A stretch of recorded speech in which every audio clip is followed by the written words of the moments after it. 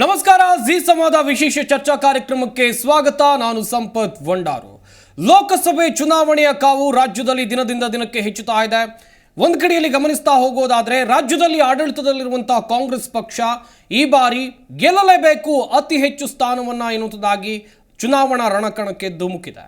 ಗಮನಿಸ್ತಾ ಹೋಗೋದಾದ್ರೆ ಮಂಗಳೂರಿನಲ್ಲಿ, ಕಡಲ ನಗರಿ ಮಂಗಳೂರಿನಲ್ಲಿ ಕಾಂಗ್ರೆಸ್ ನಾಯಕರು ಭರ್ಜರಿಯಾಗಿ ಇವತ್ತು ಒಂದು ಸಮಾವೇಶವನ್ನ ನಡೆಸ್ತಾ ಇದ್ದಾರೆ. ಹಾಗಾದ್ರೆ ಕಡಲ ನಗರಿ ಮಂಗಳೂರಿನಿಂದ ಯಾಕೆ ಇವರ ಸಮಾವೇಶ ಆರಂಭ ಆಯಿತು? ಬಿಜೆಪಿಯ ಭದ್ರಕೋಟೆಯಲ್ಲಿ ಕಾಂಗ್ರೆಸ್ನವರ ತಂತ್ರಗಳು ವರ್ಕೌಟ್ ಆಗುತ್ತಾ? ಈ ಬಗ್ಗೆ ಇವತ್ತು ಚರ್ಚೆಯನ್ನು ನಡೆಸ್ತಾ ಹೋಗ್ತೀವಿ. ಇದೇ ಇವತ್ತಿನ ಚರ್ಚಾ ವಿಷಯ. ಕಾಂಗ್ರೆಸ್ ರಣಕಹಳೆ, ಕರಾವಳಿಯಿಂದ ಪ್ರಚಾರ.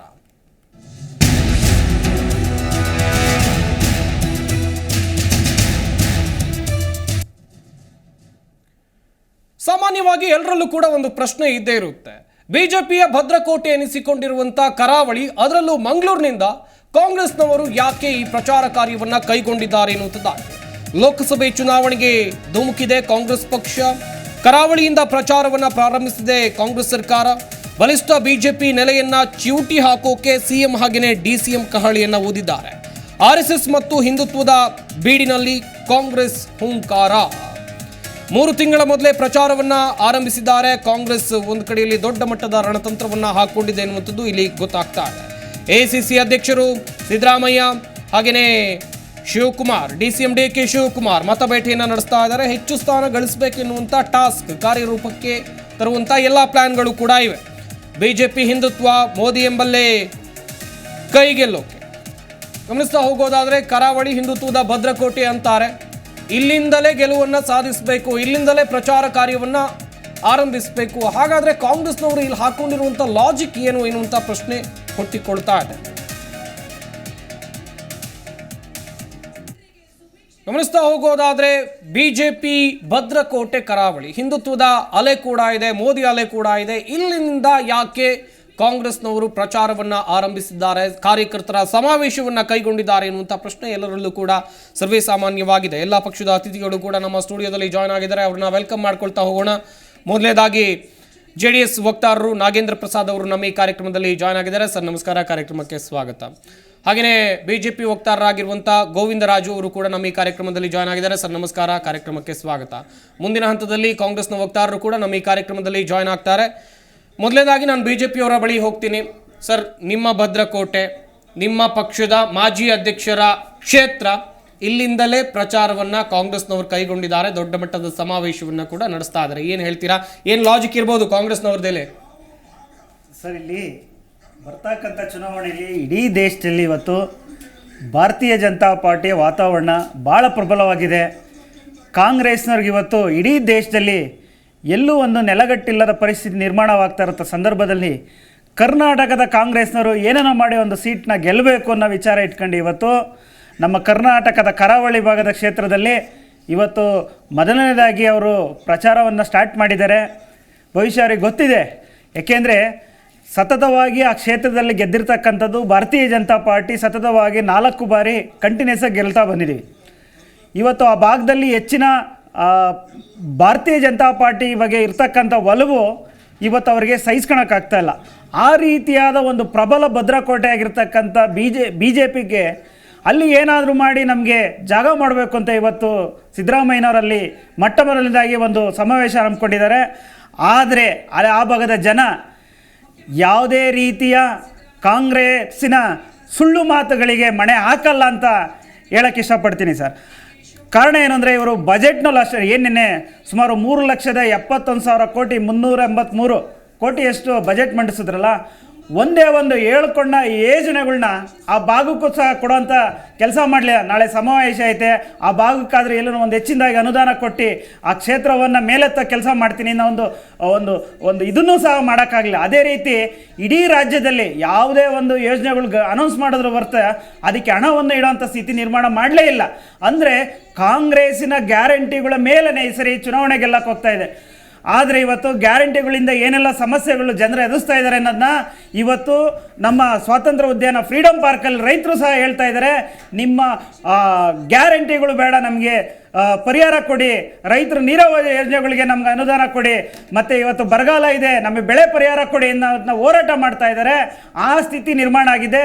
ಕಾಂಗ್ರೆಸ್ರಿಗೆ ತಳಬುಡ ಇಲ್ಲದ ಯೋಜನೆಗಳು ಮಾಡಿಕೊಂಡು ಇವತ್ತು ದೇಶವನ್ನು ರಾಜ್ಯವನ್ನು ಇವತ್ತು ಬಡತನದ ಬೇಗೆಯಲ್ಲಿ ಬೇಯಿಸುವಂಥ ಕೆಲಸವನ್ನು ಕಾಂಗ್ರೆಸ್ ಮಾಡ್ತಾ ಇದ್ದಾರೆ. ಇಲ್ಲಿವರೆಗೂ ಒಂದು ಹತ್ತಿರ ಬಡವರಿಗೆ ಹತ್ರ ಆಗೋಂಥ ಯೋಜನೆಗಳು ಒಂದನ್ನು ಮಾಡಿಲ್ಲ. ಇದ್ರ ಜೊತೆಲಿ 6ನೇ ಗ್ಯಾರಂಟಿ ಅಂತ ಹೇಳ್ತಾ ಇದ್ರು ಅಂಗನವಾಡಿ ಸಹಾಯಕರಿಗೆ ಮತ್ತು ಅಂಗನವಾಡಿ ಕಾರ್ಯಕರ್ತರಿಗೆ. ಇಲ್ಲಿವರೆಗೂ ಅದನ್ನು ಘೋಷಣೆನೂ ಮಾಡಲಿಲ್ಲ, ಅವ್ರನ್ನ ಮಾತಾಡ್ಸೋಂಥ ಕೆಲಸ ಮಾಡಲಿಲ್ಲ. ಇವತ್ತು ಫ್ರೀಡಮ್ ಪಾರ್ಕಲ್ಲಿ ಸತತ 3 ದಿನಗಳಿಂದ ಹೋರಾಟ ಮಾಡಿದ್ರು. ಅವ್ರ ಬಗ್ಗೆ ಹೋಗಿ ಅವ್ರ ಹತ್ರ ಒಂದು ಮನವಿಯನ್ನು ಸ್ವೀಕರಿಸೋಂತನೂ ಕೆಲಸ ಮಾಡಲಿಲ್ಲ. ಈ ರೀತಿಯಾದ ಒಂದು ಜಡ್ಡು ಸರ್ಕಾರ ಇವತ್ತು ಕಾಂಗ್ರೆಸ್ ಸರ್ಕಾರ ಇವತ್ತು ಕರ್ನಾಟಕದಲ್ಲಿದೆ. ಯಾಕೆಂದರೆ ಕಾಂಗ್ರೆಸ್ ಬಂದರೆ ನಾವು ಚಿನ್ನದ ನಗರವನ್ನು ಮಾಡ್ತೀವಿ ಅಂತ ಏನೇ ಸಿದ್ದರಾಮಯ್ಯನವ್ರು ಹೇಳ್ತಿದ್ರಲ್ಲ, ಇವೆಲ್ಲ ಸುಳ್ಳು ಅನ್ನೋದು ಈ ರಾಜ್ಯದ ಜನತೆಗೆ ಗೊತ್ತಾಗಿದೆ. ಯಾವುದೇ ಒಂದು ನೀರಾವರಿಗಿರ್ಬೋದು, ಕೃಷಿಗಿರ್ಬೋದು ಒಂದು ಉತ್ತಮ ಯೋಜನೆಗಳು ತರಲೇ ಇಲ್ಲ. ಅವರದೇ ಶಾಸಕರು ಹೇಳ್ತಾ ಇದ್ರಲ್ಲ ಸರ್, ಇಷ್ಟು ದಿನ ನಾವೇನೂ ಮಾಡೋಕ್ಕಾಗ್ತಲ್ಲ, ನಮ್ಗೆ ಅನುದಾನ ಸಿಕ್ಕಿಲ್ಲ, ನಾವು ಕೆಲಸ ಇಲ್ಲದಲ್ಲೇ ಕೂತಿದ್ದೀವಿ, ನಾವು ನಿದ್ದೆ ಮಾಡೋ ಪರಿಸ್ಥಿತಿ ನಿರ್ಮಾಣ ಆಗಿದೆ, ನಾವು ಈ ಸರ್ಕಾರದಲ್ಲಿ ಏನಾದರೂ ಒಂದು ಅನುದಾನ ಪಡೆಯಬೇಕಾದ್ರೆ ಮಧ್ಯಂತರ ಅವಳಿ ಜಾಸ್ತಿ ಆಗಿದೆ, 3ನೇ ವ್ಯಕ್ತಿ ಹತ್ರ ಹೋಗ್ಬಿಟ್ಟು ವ್ಯಾಪಾರ ಮಾಡೋಂಥ ಸ್ಥಿತಿ ನಿರ್ಮಾಣ ಆಗಿದೆ ಅಂತ ಯಾವುದೇ MLAಗಳು ಪತ್ರಗಳು ಬರೆದ್ರು. ಇಂಥ ಒಂದು ಭ್ರಷ್ಟ ಸರ್ಕಾರ ಇವತ್ತು ಕರ್ನಾಟಕದಲ್ಲಿದೆ. ಅದಕ್ಕೆ ಬರ್ತಕ್ಕಂಥ ದಿನಗಳಲ್ಲಿ ನಮ್ಮ ಕರ್ನಾಟಕದ ಜನತೆ ತಕ್ಕ ಉತ್ತರವನ್ನು ಕೊಡ್ತಾರೆ. ಯಾಕೆಂದರೆ ಇವತ್ತು ಇಡೀ ದೇಶದಲ್ಲಿ ಭಾರತೀಯ ಜನತಾ ಪಾರ್ಟಿ ಮೋದಿಯವರ ನೇತೃತ್ವದಲ್ಲಿ ಅಭಿವೃದ್ಧಿ ಮತ್ತು ಸಾಕಷ್ಟು ದೇಶದ ರಕ್ಷಣೆ ಬಗ್ಗೆ ಹೋರಾಟ ಮಾಡ್ತಾ ಇರ್ತಕ್ಕಂಥ ಸಂದರ್ಭದಲ್ಲಿ ಕಾಂಗ್ರೆಸ್ನವ್ರಿಗೆ ತಡ್ಕೊಳಕ್ಕಾಗ್ತಲ್ಲ. ಅವ್ರದ್ದೇ ಆದ ನಾಯಕರಾದ ರಾಹುಲ್ ಗಾಂಧಿ ಅವರು ನ್ಯಾಯ ಯಾತ್ರೆ ಕೆಳಕೊಟ್ಟಿದ್ದಾರೆ. ಅಂದರೆ ಅವರು 60-65 ವರ್ಷಗಳ ಕಾಲ ಇವತ್ತು ಏನು ಬಡವರಿಗೆ ಅನ್ಯಾಯ ಮಾಡಿದ್ರಲ್ಲ ಅದನ್ನು ಅವರು ಹೇಳಕೊಟ್ಟಿದ್ದಾರ, ಇಲ್ಲ ನಾವು ಮುಂದೆ ಬರ್ತಕ್ಕಂಥ ದಿನಗಳಲ್ಲಿ ನಾವು ಸರಿ ಮಾಡ್ಕೊಂತೀವಿ ಅಂತ ಹೇಳ್ಬಿಟ್ಟು ನ್ಯಾಯ ಕೇಳಕೊಟ್ಟಿದ್ದಾರ. ಬರ್ತಕ್ಕಂಥ ಚುನಾವಣೆಗಳಲ್ಲಿ ಇವ್ರಿಗೆ ತಕ್ಕ ಉತ್ತರ ಆಗುತ್ತೆ. ಯಾಕೆಂದರೆ ಇವತ್ತು ಕಳೆದವ್ರಿಗೆ ಬಂದಂಥ 47 ಸೀಟು ಈ ಬಾರಿ ಅಷ್ಟನ್ನು ಬರಲ್ಲ ಅಂತ ಅವ್ರಿಗೆ ಆಲ್ರೆಡಿ ಮನವರಿಕೆ ಆಗಿರೋದ್ರಿಂದ ಏನೋ ಮಾಡಿ ಕರ್ನಾಟಕದಿಂದ ಒಂದಷ್ಟು ಸೀಟ್ನ ಹೆಚ್ಚಿನದಾಗಿ ತಗೋಬೇಕು ಅಂತ ಹೇಳ್ಬಿಟ್ಟು ಒಂದಿರೋದನ್ನ 2 ಮಾಡ್ಕೊಬೇಕು ಅಂತಲ್ಲ, ಅದು ಮೈನಸ್ ಆಗುತ್ತೆ ಅಂತ ಅವ್ರಿಗೆ ಮಾಹಿತಿ ಇರೋದ್ರಿಂದ ಇವತ್ತು ಹೋರಾಟ ಕೊಟ್ಟಿದ್ದಾರೆ. ಇದಕ್ಕೆ ಈ ರಾಜ್ಯದ ಜನತೆ ಸೊಪ್ಪು ಹಾಕಲ್ಲ ಅನ್ನೋದಕ್ಕೆ ಹೇಳಕ್ಕೆ ಇಷ್ಟಪಡ್ತೀನಿ. ನಮ್ಮ ಈ ಕಾರ್ಯಕ್ರಮದಲ್ಲಿ ಕಾಂಗ್ರೆಸ್ ವಕ್ತಾರರಾಗಿರುವಂತಹ ಕೋಗಿಲು ವೆಂಕಟೇಶ್ ಅವರು ಕೂಡ ಜಾಯ್ನ್ ಆಗಿದ್ದಾರೆ. ಸರ್ ನಮಸ್ಕಾರ, ಕಾರ್ಯಕ್ರಮಕ್ಕೆ ಸ್ವಾಗತ. ಸರ್, ಬಿಜೆಪಿಯ ಭದ್ರಕೋಟೆ, ಅದು ಕೂಡ ದಕ್ಷಿಣ ಕನ್ನಡ ಜಿಲ್ಲೆಯಲ್ಲಿರುವಂತಹ ಮಂಗಳೂರಿನಿಂದ ನೀವು ಒಂದು ಕಾರ್ಯಕರ್ತರ ಸಮಾವೇಶವನ್ನ ಆರಂಭಿಸಿದ್ದೀರಿ. ಏನ್ ಲಾಜಿಕ್ ಸರ್ ಕಾಂಗ್ರೆಸ್ ಪಕ್ಷದ್ದು ಹೇಳ್ಬೋದಾ? ಸರ್, ಅದೇನು ಬಿಜೆಪಿ ಭದ್ರಕೋಟೆ ಏನಲ್ಲ, ಅದು ಮೂಲತಃ ಕಾಂಗ್ರೆಸ್ಸಿನ ಭದ್ರಕೋಟೆನೇ ಅದು. ಆ ಚಿಕ್ಕಮಂಗ್ಳೂರು ಭಾಗ ಅನೇಕ ಲೀಡರ್ಗಳನ್ನು ಕೊಟ್ಟಿದೆ ನಮ್ಮ ಕಾಂಗ್ರೆಸ್ಗೆ. ಜನಾರ್ದನ ಪೂಜಾನಿ ಅವರಂತ ಮೇಧಾವಿ ನಾಯಕರುಗಳನ್ನ ಸಕ್ರಿಯ ರಾಜಕಾರಣದಲ್ಲಿ ಇಲ್ಲ ಸರ್ ಜನಾರ್ದನ್ ಪೂಜಾರಿ ಇಲ್ದಿದ್ರು ಕೂಡ ಇವತ್ತಿನ ದಿವಸ ಅವರು ಇವತ್ತಿನಗೂ ಸಹ ಎಲ್ಲ ಇಡೀ ರಾಷ್ಟ್ರದಲ್ಲಿ ನೋಡಿ ಜನಾರ್ದನ ಪೂಜೆ ಅವರು ಅಂತ ದೊಡ್ಡ ಹೆಸರಿದೆ. ಕರಾವಳಿ ಭಾಗ ಅಂದ್ರೆ ಕೇವಲ ಬರೀ ಭಾವನಾತ್ಮಕ ವಿಷಯಗಳ ಆಧಾರದ ಮೇಲೆ ಬಿಜೆಪಿ ಕಟ್ಟಿರೋದೇ ಹೊರತು 3 ಟರ್ಮ್ ಅಲ್ಲಿ ಹೆಂಗ್ ಸರ್ ಹಾಗಂದ್ರೆ ನಳಿನ್ ಕುಮಾರ್ ಕಟೀಲ್ 3 ಟರ್ಮ್ ಆಗಿ ಅದಕ್ಕಿಂತ ಮೊದಲು ಹಿಂದೆ ಇತಿಹಾಸ ನೋಡಿದಾಗ ಕಾಂಗ್ರೆಸ್ ಅಲ್ಲಿ ಎದುರಾಳಿಗಳೇ ಇರ್ತಿರಲ್ಲ ಕಾಂಗ್ರೆಸ್ನಲ್ಲಿ. ನೀವು ಯಾಕೆ ಉಳಿಸ್ಕೊಳ್ಳಿಲ್ಲ ಅಂತೀರಿ? ಇಲ್ಲ, ಕಾಲಘಟ್ಟದಲ್ಲಿ ಏನಾಗ್ತಿದೆ ಅಂದ್ರೆ ಬಿಜೆಪಿನವರು ಬದುಕ್ತಿರ್ತಕ್ಕಂಥದ್ದು ಭಾವನೆಗಳ ಜೊತೆ, ಅಭಿವೃದ್ಧಿ ಜೊತೆ ಅಲ್ಲ. ಅವ್ರು ಬದುಕ್ತಿರ್ತಕ್ಕಂಥದ್ದು ಅಭಿವೃದ್ಧಿ ಅನ್ನೋದು ಅವ್ರಿಗೆ ಗೊತ್ತೇ ಇಲ್ಲ. ಬರೀ ಭಾವನೆಗಳು ಹೇಳಬೇಕು, ಭಾವನೆಗಳು ಬಿತ್ತಬೇಕು, ಹಿಂದುತ್ವವನ್ನು ಬಿತ್ತಬೇಕು. ಅಭಿವೃದ್ಧಿ ಕಾರ್ಯಕ್ರಮದ ಅಡಿನಲ್ಲಿ ಅವ್ರು ಚುನಾವಣೆ ಮಾಡಿ ಅವ್ರಿಗೆ ಅಭ್ಯಾಸನೂ ಇಲ್ಲ, ಮುಂದೆನೂ ಮಾಡಲ್ಲ. ಆ ಕಾರಣಕ್ಕೋಸ್ಕರ ಅದೇನು ಯಾವ ಕಾಲಕ್ಕೂ ಸಹ ಚಿಕ್ಕಮಂಗ್ಳೂರು ಇಂದಿರಾ ಗಾಂಧಿ ಅವ್ರು ಕೊಟ್ಟಂತ, ಇಂದಿರಾ ಗಾಂಧಿ ಅವ್ರು ನಿಂತು ಮತ್ತೆ ಈ ದೇಶಕ್ಕೆ ಪರಿಚಯ ಮಾಡಿದಂಥ ಜಿಲ್ಲೆ ಅದು. ಇನ್ನೂ ಅನೇಕ ಮುಖಂಡಗಳು ಆ ಭಾಗದಿಂದ ರಾಜ್ಯದಲ್ಲಿ ಸೋರಕೆ ಇರ್ಬೋದು, ಜನಾರ್ದನ ಪೂಜಾರಿ ಸಾಹೇಬರು ಮತ್ತು ಆಸ್ಕರ್ ಫರ್ನಾಂಡಿಸ್ ಸಾಹೇಬರು, ಅದು ಮೂಲಭೂತವಾಗಿ ಕಾಂಗ್ರೆಸ್ಸಿನ ಭದ್ರಕೋಟೆನೆ. ವೀರಪ್ಪ ಮೊಯ್ಲಿ ಕೂಡ ಇದ್ದಾರೆ. ವೀರಪ್ಪ ಮೊಯ್ಲಿ ಕೂಡ ಅದೇ ಭಾಗದವರು. ಸದ್ಯ ದಕ್ಷಿಣ ಕನ್ನಡ ಜಿಲ್ಲೆಯ ಸಕ್ರಿಯ ರಾಜಕಾರಣದಲ್ಲಿ ಇಲ್ಲ. ಬೆಂಗಳೂರು ನಾಯಕರು ಬಂದು ಪ್ರಚಾರ ಮಾಡ್ತಾ ಇದ್ದಾರೆ. ಅಲ್ಲ, ಆ ಥರದ್ದು ಏನಿಲ್ಲ. ಬೆಂಗಳೂರು ನಾಯಕರು ಹೋಗಿ ಅಲ್ಲೇನು ಪ್ರಚಾರ ಮಾಡ್ಬೇಕಾದ್ರೆ ಆಗತ್ತೆ ಇಲ್ಲ. ಅಲ್ಲಿನ ಆಲ್ರೆಡಿ ಇವಾಗ ರಾಜ್ಯ ಲಾಸ್ಟ್ ಗೌರ್ಮೆಂಟ್ನಲ್ಲಿ ಬಹುತೇಕ ಕರಾವಳಿನ ಪೂರ್ತಿ ಕಾಂಗ್ರೆಸ್ ಸ್ವೀಪೇ ಮಾಡಿದ್ದು ತಮ್ಮ ಮುಂದೆ ಇದೆ ನಿದರ್ಶನ. ಸ್ವೀಪ್ ಪೂರ್ತಿ ಎಷ್ಟು ಸ್ಥಾನಗಳಿದೆ ಅಷ್ಟು ಅಸೆಂಬ್ಲಿ ಗೆದ್ದು ಬಂದಂಥದ್ದು ಅಲ್ಲಿ ಕಾಂಗ್ರೆಸ್ಸು. ಆಕಸ್ಮಿಕವಾಗಿ ಈ ಬಿಜೆಪಿಯ ಅಪಪ್ರಚಾರದಿಂದ ಅಲ್ಲಿನ ಭಾವನೆಗಳು ಸ್ವಲ್ಪ ವಿರುದ್ಧವಾಗಿರ್ತಕ್ಕಂಥ ಹಿಂದೂ ಭಾವನೆಗಳು ಜಾಸ್ತಿ ಇರೋದ್ರಿಂದ ಅಲ್ಲಿ ಅಭಿವೃದ್ಧಿ ಬಿಟ್ಟರೆ ಬರೀ ಭಾವನೆಗಳ ಆಧಾರದ ಮೇಲೇನೆ ಬಿಜೆಪಿ ಗೆದ್ದು, ಭಾವನೆಗಳ ಆಧಾರದ ಮೇಲೆ ಬಿಜೆಪಿ ಅವರು ರಾಜಕೀಯ ಮಾಡ್ತಾ. ಹೌದು, ಭಾವನೆಗಳು ಬಿಟ್ಟರೆ ಇನ್ನೇನು ಇಲ್ಲ. ಎಸ್, JDS ನವರ ಬಳಿ ಕೇಳ್ತೀನಿ. ನಾಗೇಂದ್ರ ಪ್ರಸಾದ್ ಸರ್, 7ರಲ್ಲಿ 5 ಕ್ಷೇತ್ರದಲ್ಲಿ ಇರೋದು ಬಿಜೆಪಿಯವರು, 2 ಕ್ಷೇತ್ರ ಮಾತ್ರ ಕಾಂಗ್ರೆಸ್ನವರು ಇದ್ದಾರೆ. ದಕ್ಷಿಣ ಕನ್ನಡ ಜಿಲ್ಲೆಯ ಲೆಕ್ಕಾಚಾರ, ವಿಧಾನಸಭೆಯ ಲೆಕ್ಕಾಚಾರ ನೋಡ್ತಾ ಹೋಗೋದಾದ್ರೆ ಇಲ್ಲಿಂದ ಈ ಸದ್ಯ ಪ್ರಚಾರವನ್ನ ಕಾರ್ಯಕರ್ತರ ಸಮಾವೇಶವನ್ನ ಆರಂಭಿಸಿದ್ದಾರೆ. ನಿಮ್ಮ ಅಭಿಪ್ರಾಯ ಏನು ಸರ್ ಈ ಬಗ್ಗೆ? ನೋಡಿ, ಒಂದು ಮಾತನ್ನು ಸ್ಪಷ್ಟವಾಗಿ ಹೇಳ್ತಾ ಇದ್ದೀನಿ. ಈಗ ನಮ್ಮ ಮುಂದೆ ಯಾವುದೇ ರೀತಿಯಾದಂಥ ವಿಧಾನಸಭಾ ಚುನಾವಣೆ ಇಲ್ಲ. ಮುಂಬರ್ತಾ ಇರ್ತಕ್ಕಂಥದ್ದು ನಮ್ಮದು ಲೋಕಸಭಾ ಚುನಾವಣೆ. ಲೋಕಸಭಾ ಚುನಾವಣೆ ಆಗಲೇ ಕಾಂಗ್ರೆಸ್ ವಕ್ತಾರರು ಒಂದು ಕೆಲವು ಒಳ್ಳೆ ವಿಚಾರಗಳನ್ನು ಮಾತಾಡಿದ್ದಾರೆ. ಕರಾವಳಿ ಭಾಗಕ್ಕೆ ಅನೇಕ ನಾಯಕರನ್ನು ಕೊಟ್ಟಿದ್ದೀವಿ, ನಮ್ಮದು ಇತಿಹಾಸ ಇದೆ, ಹಾಗೆ ಹೀಗೆ ಅಂತೇಳಿ. ಅಷ್ಟು ದೊಡ್ಡ ಇತಿಹಾಸ ಇರೋರಾದರೆ ಇಡೀ ಕರ್ನಾಟಕ ಸರ್ಕಾರ ಯಾಕೆ ಇವತ್ತು ಆಡಳಿತ ಬಿಟ್ಟು ಹೋಗಲು ಕೂತ್ಕೊಂಡು ಸಮಾವೇಶ ಮಾಡ್ತಾ ಇದ್ದೀರಾ? ಒಂದು ನಿಮಿಷ ಸರ್, ನಾನು ಮಾತಾಡಲ್ಲ, ನೀವು ಮಾತಾಡುವಾಗ ನಾನು ಮಾತಾಡಿ ನಿಮ್ಗೆ ಅವಕಾಶ ಇದೆ ಮಾತಾಡೋಕ್ಕೆ. ನಿಮ್ಗೆ ಅವಕಾಶ ಇದೆ, ನಿಮ್ಗೆ ಅವಕಾಶ ಇದೆ. ಮತ್ತೊಂದು ಎರಡನೇ ಮಾತು ಅವರೇ ಹೇಳ್ತಾ ಇದ್ರು, ಇಂದಿರಾ ಗಾಂಧಿ ಅಂತ ಅವ್ರನ್ನ ಕೊಟ್ಟಂತ ಒಂದು ಭಾಗ ಅಂತಕ್ಕಂಥದ್ದು. ಯಾಕೆ ಕಳೆದ 3 ಬಾರಿಯಿಂದ ಅಲ್ಲಿ ಬಿಜೆಪಿ ಗೆಲ್ತಾ ಬರ್ತಾ ಇದೆ. ಮತ್ತೆ ಹೇಳಿದ್ರು ಭಾವನಾತ್ಮಕವಾಗಿರ್ತಕ್ಕಂಥದ್ರಿಂದ ಅಲ್ಲಿ ಬಂದಿದ್ದಾರೆ ಅಂತ. ಹಾಗಂದ್ರೆ ಮತ್ತೆ ಅಲ್ಲಿರೋ ಜನಗಳಿಗೆ ಅಭಿವೃದ್ಧಿ ಏನು ಅವಶ್ಯಕತೆ ಇಲ್ವಾ? ಎಲ್ಲಿ ಅಭಿವೃದ್ಧಿ ಆಗಿಲ್ವಾ ಅನ್ನೋದು ಪ್ರಶ್ನೆ ಮಾಡಬೇಕು. ನಿಮಿಷ, ನಾನು ಅದನ್ನೇ ಅಲ್ಲಿಗೆ ಬರ್ತಾ ಇದ್ದೀನಿ. ಅಭಿವೃದ್ಧಿ ಕಂಡಿದ್ರೆ ಮಾತ್ರ ಅಲ್ಲಿರ್ತಕ್ಕಂಥ ಜನಗಳು ಅವರಿಗೆ ಸಪೋರ್ಟ್ ಮಾಡ್ತಕ್ಕಂಥದ್ದು ಎಲ್ಲೇ ಆಗಿರಲಿ. ಕೇವಲ ಯಾವುದೊಂದು ನೀವು ಧಾರ್ಮಿಕವಾಗೋ ಮತ್ತೊಂದು ಅನ್ನೋದಾಗಿದ್ರೆ ದೇಶದಲ್ಲಿ ಬರೀ ರಾಜಕಾರಣ ಮಂಡಾಧೀಶರನ್ಯಾರ ಮಾಡ್ತಿದ್ರು. ಇದು ರಾಜಕಾರಣದಲ್ಲಿ ಅಭಿವೃದ್ಧಿ ಅಂತಕ್ಕಂಥದ್ದು ಮುಖ್ಯವಾದ್ದು. ಕಾಂಗ್ರೆಸ್ ಸರ್ಕಾರ ನೋಡಿ, ನಾನೊಂದು ಮಾತು ಉದಾಹರಣೆ ಕೊಡ್ತಾ, ಎಷ್ಟಿದ್ದಾರೆ ಕರ್ನಾಟಕದಲ್ಲಿ MP? ಒಬ್ಬರೇ, ಅದು ಗೆದ್ದಿರ್ತಕ್ಕಂಥ ನಮ್ಮ ರಾಮನಗರ ಭಾಗದಲ್ಲಿ. ಯಾಕೆ ಆ ಭಾಗದಲ್ಲಿ ಗೆಲ್ಲಲಿಲ್ಲ? ಈಗ ಮೊನ್ನೆ ನೀವು ಸ್ಥಳೀಯವಾಗಿ 136 ಗೆಲ್ಲುವಂಥ ಸಂದರ್ಭದಲ್ಲೂ ಕೂಡ ನೀವು ಉಚಿತಗಳನ್ನು ಜನಗಳಿಗೆ ಏನು ಯಾವ ರೀತಿ ಯಾಮಾರ್ಸೆ ಉಚಿತ ವಿಷಯದಲ್ಲಿ ಮಾಡಿದ್ರಿ. ಈಗ ರಾಮನಗರದಲ್ಲಿ ನಾವು ನೋಡಿದ್ವಿ ಯಾವ ರೀತಿ ಆಮಿಷಗಳು. 5,000 ರೂಪಾಯಿ ಕೂಪನ್ಗಳು ಕೊಟ್ಬಿಟ್ಟು ಗೆದ್ರು ಕೊನೆಗೆ. ಇವತ್ತು ಅದೇ 5,000 ರೂಪಾಯಿ ಕೂಪನ್ಗಳಲ್ಲಿ ಅದಕ್ಕೆ ತಕ್ಕಂಥ ಇದನ್ನು ಕೊಡಿ ಅಂತ ಹುಡುಕಿದ್ರೆ ಇವತ್ತುವರೆಗೂ ಕೂಡ ಆ ಜನಕ್ಕೆ ಯಾಮಾರಿಸಿ ಮೋಸ ಮಾಡಿರ್ತಕ್ಕಂಥದ್ದು. ಹಾಗಾದ್ರೆ ಭಾವನಾತ್ಮಕ ವಿಷಯಗಳ ಬಗ್ಗೆ ಮಾತಾಡೋದು ನೀವು ಮಾಡ್ತಾ ಇಲ್ವಾ? 10,000 ಕೋಟಿ ಕೊಡ್ತೀವಿ ಅಂತಕ್ಕಂಥ ಮಾತನ್ನು ಇವತ್ತಿಗೂ ಕೂಡ ಹೇಳ್ತಾ ಇಲ್ವಾ? ನೀವೇನ್ ಮಾಡ್ತಾ ಇದ್ದೀರಾ? ಹಾಗಾದ್ರೆ ನೀವು ಅವರಿಗಿಂತ ಇನ್ನ ಹೆಚ್ಚು ಮೋಸ ಮಾಡಿ ರಾಜ್ಯದಲ್ಲಿ ಕೇಂದ್ರದಲ್ಲಿ ಅನೇಕ ಯೋಜನೆಗಳು ಕರಾವಳಿ ಭಾಗ ಬರಬೇಕಿತ್ತು. ಹಾಗಾದ್ರೆ ನೀವು ಯಾವತ್ತಾದ್ರೂ ಹೋಗೋದು ಕೇಂದ್ರದಲ್ಲಿ ಧ್ವನಿ ಎತ್ತಿದ್ರೆ ನೀವು ಎತ್ತಲಿಲ್ಲ. ಎತ್ತಿರ್ತಕ್ಕಂಥದ್ದನ್ನೇ ಬಿಜೆಪಿ ಅವರೇನೇ ಅಲ್ಲಿ ಆ ವಿಷಯಗಳಲ್ಲಿ. ಈ ರೀತಿಯಾಗಿ ಇವತ್ತು ಇವ್ರ ಪರಿಸ್ಥಿತಿ ದಯನೀಯವಾಗಿದೆ. ಇದು ರಾಜ್ಯದಲ್ಲಾಗಿರ್ಬೋದು, ಕೇಂದ್ರದಲ್ಲಾಗಿರ್ಬೋದು. ನಾನೊಂದು ಮಾತನ್ನು ಸ್ಪಷ್ಟವಾಗಿ ಹೇಳ್ತೇನೆ, ನಾವು ಒಂದು ಪ್ರಾದೇಶಿಕ ಪಕ್ಷವಾಗಿ ನಾನು ಕೇಳ್ತೇನೆ, ಯಾಕೆ ನಿಮ್ಮಲ್ಲಿ ಇರ್ತಕ್ಕಂಥ ಅಂಗಪಕ್ಷಗಳನ್ನ ಇವತ್ತೆಲ್ಲ ಬಿಚ್ಕೊಂಡು ಹೋಗ್ತಾ ಇದೆ? ನಿಮ್ಮ ದಬ್ಬಾಳಿಕೆ, ನಿಮ್ಮ ಜಾತ್ಯತೀತ ನಿಲುವುಗಳು ಇರ್ತಕ್ಕಂಥ ನಿಮ್ಮ ಹತ್ರಕ್ಕೆ ಬಂದಾಗ ಅವ್ರನ್ನ ತುಳಿಬೇಕು ಅಂತಕ್ಕಂಥ ಒಂದು ನಿಮ್ಮ ಭಾವನೆಗಳು ಇವತ್ತು ದೇಶದ ಜನತೆ ನಿಮ್ಮ ಮುಂದೆ ನೋಡ್ತಾ ಇದ್ದಾರೆ. ಯಾಕೆ ನಿಮ್ಮ ಸುತ್ತಲೂ ಇದ್ದಂಥ ಒಂದೊಂದು ಪಕ್ಷ ಒಂದೊಂದು ದಿನ ಬಿಟ್ಕೊಂಡು ಹೋಗ್ತಾ ಇದೆ ನಿಮ್ಮ ಹತ್ರ? ನೀವು ನಡ್ಕೊಂತಾ ಇರ್ತಕ್ಕಂಥ ರೀತಿ ಯಾವ ರೀತಿ ಇದೆ ಅಂತಂದ್ರೆ ಒಂದು ರೀತಿ ತುಕ್ಲಕ್ ರೀತಿ ಇದೆ. ಇವತ್ತಿಗೂ ಕೂಡ ಈ ದೇಶದಲ್ಲಿ ಅನೇಕ 45 ವರ್ಷಗಳ ಕಾಲ ಹೇಳ್ತಿದ್ದಾರೆ, ಬೇರೆ ದೇಶಕ್ಕೆ ಹೋದ್ರೆ ನಾವು 50 ವರ್ಷಗಳ ಹಿಂದೆ ಇದ್ದೀವಿ ಅಂತೆ. ಅದಕ್ಕೆ ಕಾರಣ ನೀವೇ. ಇವತ್ತು ಈ ದೇಶದಲ್ಲಿ ಕಳೆದ 9 ವರ್ಷಗಳಲ್ಲಿ ಶ್ರೀಮಾನ್ ನಮ್ಮ ದೇಶದ ಪ್ರಧಾನಿಗಳಂತ ನರೇಂದ್ರ ಮೋದಿಜಿ ಅವರ ನೇತೃತ್ವದಲ್ಲಿ ಅನೇಕ ಬೆಳವಣಿಗೆಗಳು. ಹಿಂದೆ ಕುಮಾರಸ್ವಾಮಿ ಅವರಿಗೆ ಹೇಳಿರೋದೇ ನಾನು ಕೇಳ್ಪಟ್ಟಿದ್ದೀನಿ. ಬರೀ ಹಿಂದೂ ಅಂತ ಹೋಗ್ತಿದ್ದೀರಲ್ಲಪ್ಪ, ನರೇಂದ್ರ ಮೋದಿ ಅವ್ರ ಕೊಡುಗೆ ಹಂಗೆ ಅಭಿವೃದ್ಧಿ ಬೇಡವೇ ಬೇಡ ಅಂತ ಇದೇ ಕುಮಾರಸ್ವಾಮಿ ಅವರು ಇದೇ ನರೇಂದ್ರ ಮೋದಿ ಅವರನ್ನು ಪ್ರಶ್ನೆ ಮಾಡಿರ್ತಕ್ಕಂಥದ್ದು ನಮ್ಮ ಮುಂದೆನೇ. ಒಳ್ಳೆ ಮಾತು ಹೇಳ್ತಿದ್ದೆ. ಅಭಿವೃದ್ಧಿ ಬೇಡವಾ ನಿಮ್ಗೆ? ಬರೀ ನರೇಂದ್ರ ಮೋದಿ ಅವರು ಹಿಂದೂ ಅಂತಾನೆ ಬೇಕೇನಪ್ಪ ಯುವಕರಿಗೆ ಕ್ವಶನ್ ಮಾಡಿರ್ತಕ್ಕಂಥ ರಾಜ್ಯ ಮುಖ್ಯಮಂತ್ರಿ ಕುಮಾರಸ್ವಾಮಿ ಅವರೇ ಕ್ವಶನ್ ಮಾಡಿದ್ದಾರೆ ಬಿಜೆಪಿ. ಅದನ್ನು ಸಹ ಜನತಾ ದಳದವ್ರು ತಿಳ್ಕೊಳ್ಬೇಕು. ಇಲ್ಲ, 2 ಒಳ್ಳೆ ಪ್ರಶ್ನೆಗಳನ್ನು ಕೇಳಿದ್ದಾರೆ. ಇವತ್ತು ಕಾಂಗ್ರೆಸ್ ಅಲ್ಲಿ ಇರ್ತಕ್ಕಂಥ ಮಹಾನ್ ನಾಯಕರಾದಂಥ ನಮ್ಮ ಮುಖ್ಯಮಂತ್ರಿಗಳು ಏಕವಚನದಲ್ಲಿ ಮಾತಾಡಿದ್ದಾರೆ ಕಾಂಗ್ರೆಸ್ನ. ಕುಮಾರಸ್ವಾಮಿ ಅವರು ಏಕವಚನದಲ್ಲಿ ಮಾತಾಡಲಿಲ್ಲ. ನಿಮ್ಮ ಮಹಾನ್ ನಾಯಕರನ್ನೇ ಏಕವಚನದಲ್ಲಿ ಮಾತಾಡಿರ್ತಕ್ಕಂಥ ಇತಿಹಾಸ ತೆಗೆದು ನೋಡಿ. ಎರಡನೇದು, ಯಾಕೆ ಇವತ್ತು ನಾವು ಬಿಜೆಪಿ ಅವ್ರ ಜೊತೆ ಕೂಡ ಹೋಗ್ಬೇಕು ಅಂತಕ್ಕಂಥ ಮಾತಿಗೆ ನೀವು ಉತ್ತರ ಕೊಡ್ಬೇಕಲ್ವಾ? ಯಾವ ರೀತಿ ನಡ್ಕೊಂಡ್ರಿ ನೀವು? ಕೇಂದ್ರದಲ್ಲಿ ಸನ್ಮಾನ ದೇವೇಗೌಡರು ಪ್ರಧಾನಿಗಳಾದಾಗ ಇಳಿಸ್ತಕ್ಕಂಥ ಕೆಲಸ ಮಾಡಿದ ಮಹಾನ್ ಭಾವರು ನೀವೇ ಅಲ್ವಾ? ಕರ್ನಾಟಕ ರಾಜ್ಯದಲ್ಲಿ ಒಂದು ನಿಮಿಷ ಪ್ರಧಾನಮಂತ್ರಿ ಮಾಡ್ಲಿಕ್ಕೆ ಕಾಂಗ್ರೆಸ್ನವರು 115 ಗೆದ್ದಿದ್ರು ಕೂಡ 16 ಗೆದ್ದಿದ್ದಂತ ದೇವೇಗೌಡರು ಸಹ ಪ್ರಧಾನಮಂತ್ರಿ ಮಾಡಿದ್ರು ಸಹ ಇದೇ ಕಾಂಗ್ರೆಸ್ ಅನ್ನೋದು ಜನತಾ ದಳ ಸ್ನೇಹಿತರು. ಯಾಕೆ ಇಳಿಸಿದ್ರಿ ನೀವು ಅಂತ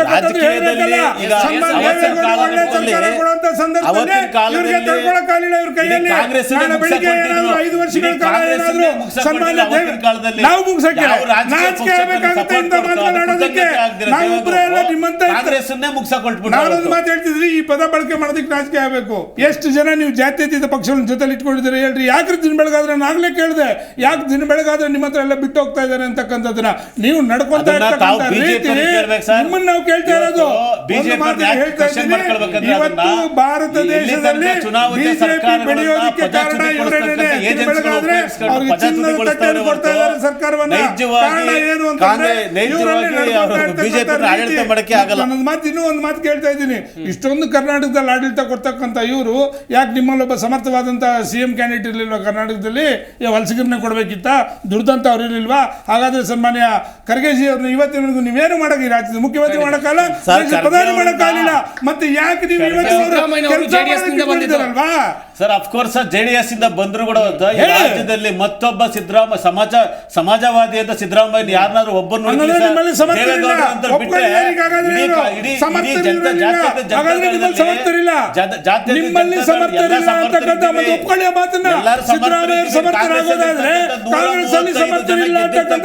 ಈಗ ಸಾಬೀತಾಯಿತು. ಅದಕ್ಕೇನೆ ಇವತ್ತು ಆಮೇಲೆ ಕಾಂಗ್ರೆಸ್ ಇನ್ನೂ ಒಂದು ಮಾತು ಹೇಳ್ಬೇಕು. ಹೇಳಿ ನಿಮ್ ಪ್ರಧಾನಿ ಕ್ಯಾಂಡಿಡೇಟ್ ಯಾರು ಹೇಳಿ ನೋಡೋಣ ಈಗಲೇ.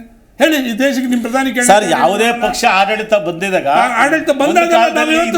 ಹೇಳ್ತಾ ಇದ್ದೀವಿ ನಾವು NDA ಅಭ್ಯರ್ಥಿಯಾಗಿ ಶ್ರೀಮಾನ್ ನರೇಂದ್ರ ಮೋದಿ ಅವರು ಒಪ್ಕೊಂಡಿದ್ದೀವಿ. ನಿಮ್ಮಲ್ಲಿ ಹೇಳಿ ನಾವು INDA ನಿಮ್ ಕಡೆಯಿಂದ ಅಭ್ಯರ್ಥಿ ಯಾರು ದೇಶದ ಅದನ್ನೇ ನಾನು ಹೇಳ್ತಾ ಇರ್ತಕ್ಕಂಥದ್ದು. ಸಮರ್ಥನಾದಂತಹ ಒಂದು ಕ್ಯಾಂಡಿಡೇಟ್ ಇಲ್ಲ ಅಂತಕ್ಕಂಥದ್ದು ಗೊತ್ತಾಗಿದೆ.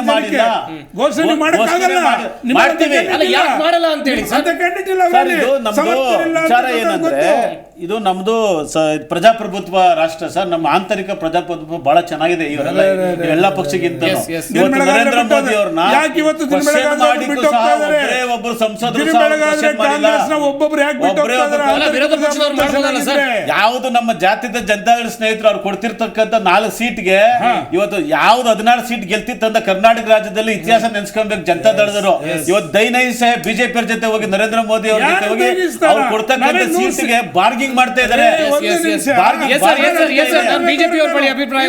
ಉತ್ತರ ಕೊಟ್ಬಿಡ್ತೀನಿ. ದಯಾನೀಯ ಸ್ಥಿತಿ ಅಂತಕ್ಕಂಥ ಪದ ಬಳಕೆ ಪಾಪ ಕಾಂಗ್ರೆಸ್ ವಕ್ತಾರರು ಮಾತಾಡ್ತಾ ಇದ್ದಾರೆ. ಮಂಡ್ಯದಲ್ಲಿ ಏನ್ ಸ್ವಾಮಿ ಮಾಡಿದ್ರಿ? ನಾಚಿಕೆ ಆಗಲ್ವಾ ನಿಮ್ಗೊಂದು ರಾಷ್ಟ್ರೀಯ ಪಕ್ಷವಾಗಿ? ನೀವು ತಗೊಂಡು ಹೋಗ್ಬಿಟ್ಟು ನಾವು ಜಾತ್ಯತೀತ ಪಕ್ಷಗಳು ಒಂದು ಅಂತ ಹೇಳ್ಬಿಟ್ಟು ಇಂಡಿಪೆಂಡೆಂಟ್ ಬಹಿರಂಗವಾಗಿ ಸಪೋರ್ಟ್ ಕೊಟ್ಟಲ್ಲ. ನಿಮ್ಮಲ್ಲಿ ಒಂದು ಕ್ಯಾಂಡಿಡೇಟ್ ಇರಲಿಲ್ಲ.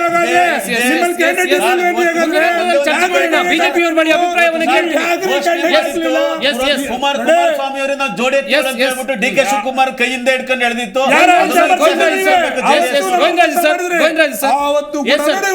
ಕಾಂಗ್ರೆಸ್ನವ್ರು ಹೇಳ್ತಾ ಇದ್ರು ಯಾಕೆ ಅಲ್ಲಿ ಅಂತ ಹೇಳಿದ್ರೆ ಬಿಜೆಪಿಯ ಭದ್ರಕೋಟೆಯಲ್ಲಿ ಸಮಾವೇಶವನ್ನ ಕಾರ್ಯಕರ್ತರ ಸಮಾವೇಶವನ್ನ ಕಾಂಗ್ರೆಸ್ನವ್ರು ಮಾಡಿದ್ರು ಅಂತ ಕೇಳಿದಾಗ ಅವ್ರು ಹೇಳ್ತಾ ಇದ್ರು ಬಿಜೆಪಿಯವರು ಭಾವನಾತ್ಮಕವಾಗಿ ರಾಜಕೀಯ ಮಾಡ್ತಾರೆ, ಅಭಿವೃದ್ಧಿ ಕಾರ್ಯ ಏನೂ ಮಾಡಿಲ್ಲ ದಕ್ಷಿಣ ಕನ್ನಡ ಜಿಲ್ಲೆಯಲ್ಲಿ ಅಂತ ಹೇಳ್ತಾ ಇದ್ರು. ನೀವೇನ್ ಹೇಳ್ತೀರಾ ಇದ್ರ ಬಗ್ಗೆ? ಸರ್ ಇವತ್ತು ಅಭಿವೃದ್ಧಿ ಮಾಡದಲ್ಲೇ ಇದ್ದಿದ್ರೆ ಕರ್ನಾಟಕದಲ್ಲಿ 2 ದೊಡ್ಡ ರಸ್ತೆಗಳು ಬರ್ತಿರ್ಲಿಲ್ಲ. ಅದು ಬೆಂಗಳೂರಿಂದ ಮೈಸೂರಿಗೆ ಇರ್ಬೋದು, ಅದೇ ರೀತಿ ಒಂದು ದೊಡ್ಡ ಇಂಡಸ್ಟ್ರಿಯಲ್ ಕಾರಿಡಾರ್ ಅಂತ ಏನು ಬೆಂಗಳೂರಿಂದ ಮದ್ರಾಸ್ವರೆಗೂ ಆಗ್ತಾ ಇದೆಯಲ್ಲ, ಸುಮಾರು 18,000 ಕೋಟಿ ವೆಚ್ಚದಲ್ಲಿ ಇದು ಬರ್ತಿರ್ಲಿಲ್ಲ. ಅದೇ ರೀತಿ ತುಮಕೂರಿನಲ್ಲಿ ಸುಮಾರು 5,000 ಕೋಟಿಯಷ್ಟು ಇನ್ವೆಸ್ಟ್ ಮಾಡಿ ಒಂದು HAL ಕಾರ್ಖಾನೆ ಬಂತು, ಅದು ಅಭಿವೃದ್ಧಿ ಅಂತ ಕಾಣಿಸ್ತಾ ಇಲ್ಲ. ಅದೇ ರೀತಿ ಶಿವಮೊಗ್ಗದಲ್ಲಿ ಏರ್ಪೋರ್ಟ್ ಆಯ್ತು, ಹುಬ್ಳಿ ಧಾರವಾಡದಲ್ಲಿ IIT ಬಂದಿದೆ, ಕಲಬುರಗಿನಲ್ಲಿ ವಿಮಾನ ನಿಲ್ದಾಣ ಅಂತದಾಗಿದೆ. ಇವತ್ತು ಇಡೀ ಪ್ರಪಂಚ ಗುರುತಿಸುವಂತ ಒಂದು ಟರ್ಮಿನಲ್ 2 ವಿಮಾನ ನಿಲ್ದಾಣ ಕೆಂಪೇಗೌಡ ನಿಲ್ದಾಣದಲ್ಲಿ 2ನೇ ಹಂತದ ಒಂದು ನಿಲ್ದಾಣ ಆಗಿದೆ, ಅದು ಅಭಿವೃದ್ಧಿ ಅಲ್ವಾ ಹಾಗಾದ್ರೆ? ಅದೇ ರೀತಿ ಇವತ್ತು ಮನೆಗೆ ಸುಮಾರು 48 ಲಕ್ಷದಷ್ಟು ಮನೆ ಮುಂದೆ ನೆಲ್ಲಿ ಹಾಕ್ಸುವಂತ ಕೆಲಸ ಏನಾಗಿದೆ ಜಲಜೀವನ್ ಮಿಷನ್ ಯೋಜನೆಯಿಂದ, ಕೇಂದ್ರ ಸರ್ಕಾರದ ಯೋಜನೆ. ಅದೇ ರೀತಿ ಇವತ್ತು ಪ್ರತಿ ವರ್ಷಕ್ಕೆ 6,000 ರೂಪಾಯಿ ಕೇಂದ್ರದಿಂದ ರೈತರಿಗೆ ಬರ್ತಾ ಇದೆ, ಅದು ಯೋಜನೆ ಅಲ್ವಾ ಹಾಗಾದ್ರೆ? ಅದೇ ರೀತಿ ಇವತ್ತು ಸಣ್ಣ ವ್ಯಾಪಾರಿಗಳಿಗೆ ಸ್ವನಿಧಿ ಯೋಜನೆಯಿಂದ ಸುಮಾರು 10,000ರಿಂದ 20,000ವರೆಗೂ ಸಣ್ಣ ವ್ಯಾಪಾರಿಗಳು ಯಾವುದೇ ಒಂದು ಬಡ್ಡಿ ರಹಿತ ಸಾಲವನ್ನು ಕೊಡ್ತಾ ಇರ್ತಕ್ಕಂಥದ್ದು ಅಭಿವೃದ್ಧಿ ಅಲ್ವಾ ಹಾಗಾದ್ರೆ? ಅಂದ್ರೆ ಇವರಿಗೆ ಅಭಿವೃದ್ಧಿ ಅಂದ್ರೆ ಗ್ಯಾರಂಟಿಗಳು ಮಾತ್ರ ಆಗಿದೆ. ಗ್ಯಾರಂಟಿ ಇಲ್ಲದ ಗ್ಯಾರಂಟಿಗಳು ಇವರು ಮಾಡಿ ಇವತ್ತು ನಾವು ದೊಡ್ಡ ಅಭಿವೃದ್ಧಿ ಮಾಡ್ತೀನಿ ಅಂತ ಹೇಳ್ತಾರೆ. ಜನ ಹೇಳ್ತಾ ಇದ್ದಾರೆ, ಜನ ಇವತ್ತು ನಮಗೆ ನೀರು ಕೊಟ್ಟಿಲ್ಲ, ಬೆಳೆ ಪರಿಹಾರ ಕೊಡ್ಲಿಲ್ಲ, ರೈತರಿಗೆ ಆದ ಒಂದು ಯೋಜನೆಗಳು ತರಲಿಲ್ಲ. ಇಡೀ ರಾಜ್ಯದಲ್ಲಿ ಯಾವುದೇ ಒಂದು 100 ಕಿಲೋಮೀಟರ್ ರಸ್ತೆಯನ್ನು ಅಭಿವೃದ್ಧಿ ಪಡಿಸಕ್ಕೆ ನಾನು ದುಡ್ಡು ಹಾಕಿದ್ದೀನಿ, ಒಂದು 224 ಕ್ಷೇತ್ರದಲ್ಲಿ MLAಗಳಿಗೆ ಸುಮಾರು 106 ಕೋಟಿ ಅನುದಾನ ಕೊಟ್ಟಿದ್ದೀನಿ ಅಂತ ಹೇಳ್ಬಿಟ್ಟು ಎಲ್ಲನ ಒಂದು ಉದಾಹರಣೆ ಕಾಂಗ್ರೆಸ್ನವ್ರು ಹೇಳಿ ಹಾಗಾದ್ರೆ ಈ ರಾಜ್ಯದಲ್ಲೇ ಸಿದ್ದರಾಮಯ್ಯನವರು ನಾವು ಬಂದ್ರೆ ಅಧಿಕಾರಕ್ಕೆ ಬಂದ್ರೆ ದೊಡ್ಡ ಅಭಿವೃದ್ಧಿ ಕರ್ನಾಟಕದಲ್ಲಿ ಎಲ್ಲಿ ಸ್ವಾಮಿ ಮಾಡ್ತಾ ಇದ್ದೀರಾ? ದೊಡ್ಡ ಅಭಿವೃದ್ಧಿ ಯಾರಿಗೆ ತೋರಿಸ್ತಾ ಇದ್ದೀರಾ? ಅಭಿವೃದ್ಧಿ ಮಾಡಿ ರಾಜ್ಯ ಜನತೆ ಗೊತ್ತಾಗ್ದಂಗ ಮಾಡ್ತಾ ಇದ್ದೀರಾ, ಇಲ್ಲ ನಿಮ್ಮ ನಾಯಕರುಗಳಿಗೆ ಗೊತ್ತಾಗಂಗ್ ಮಾಡ್ತಾ ಇದ್ದೀರಾ? ಯಾವ ಅಭಿವೃದ್ಧಿ ಮಾಡ್ತಾ ಇದ್ದೀರಾ ಹೇಳಿ? ನೀವು ದೊಡ್ಡ ಅಭಿವೃದ್ಧಿ ಮಾಡ್ತಾ ಇದ್ದೀರಿ, ರಾಜ್ಯದ ಜನತೆಗೆ ಹೇಳಿ. ನೀವು ಎಲ್ಲಿ ಹೇಳ್ತಾ ಇದ್ದೀರಾ? ನೀವು ಹೇಳ್ತಾ ಇರ್ತಕ್ಕಂಥ ನಿಮ್ಮ ಕಾಂಗ್ರೆಸ್ಸಿನ ನಾಯಕರಾದಂತ ರಾಹುಲ್ ಗಾಂಧಿ ಅವ್ರ ಹತ್ರ ಹೋಗಿ ಹೇಳ್ತಾ ಇದ್ದೀರಾ? ಈ ರಾಜ್ಯದ ಜನತೆಗೆ ಹೇಳಿ.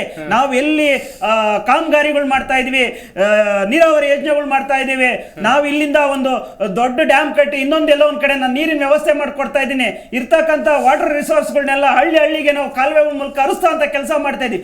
ಎಲ್ಲಿದೆ ಸ್ವಾಮಿ ಸಿದ್ದರಾಮಯ್ಯನವರೇ? ತೋರಿಸಿ ರಾಜ್ಯದ ಜನತೆಗೆ. ಅಭಿವೃದ್ಧಿ ಅಭಿವೃದ್ಧಿ ಎಲ್ಲಿದೆ ಸ್ವಾಮಿ ನಿಮ್ಮ ಅಭಿವೃದ್ಧಿ? ನಿಮ್ಗೆ ಕಾಣಿಸ್ತಾ ಇಲ್ಲ ಈ ರಾಜ್ಯದಲ್ಲಿ ಏನ್ ಅಭಿವೃದ್ಧಿ ಆಗ್ತಾ ಇದೆ ಅಂತ. ದಯವಿಟ್ಟು ತಿರುಗಿ ಮತ್ತೆ ನೋಡಿ.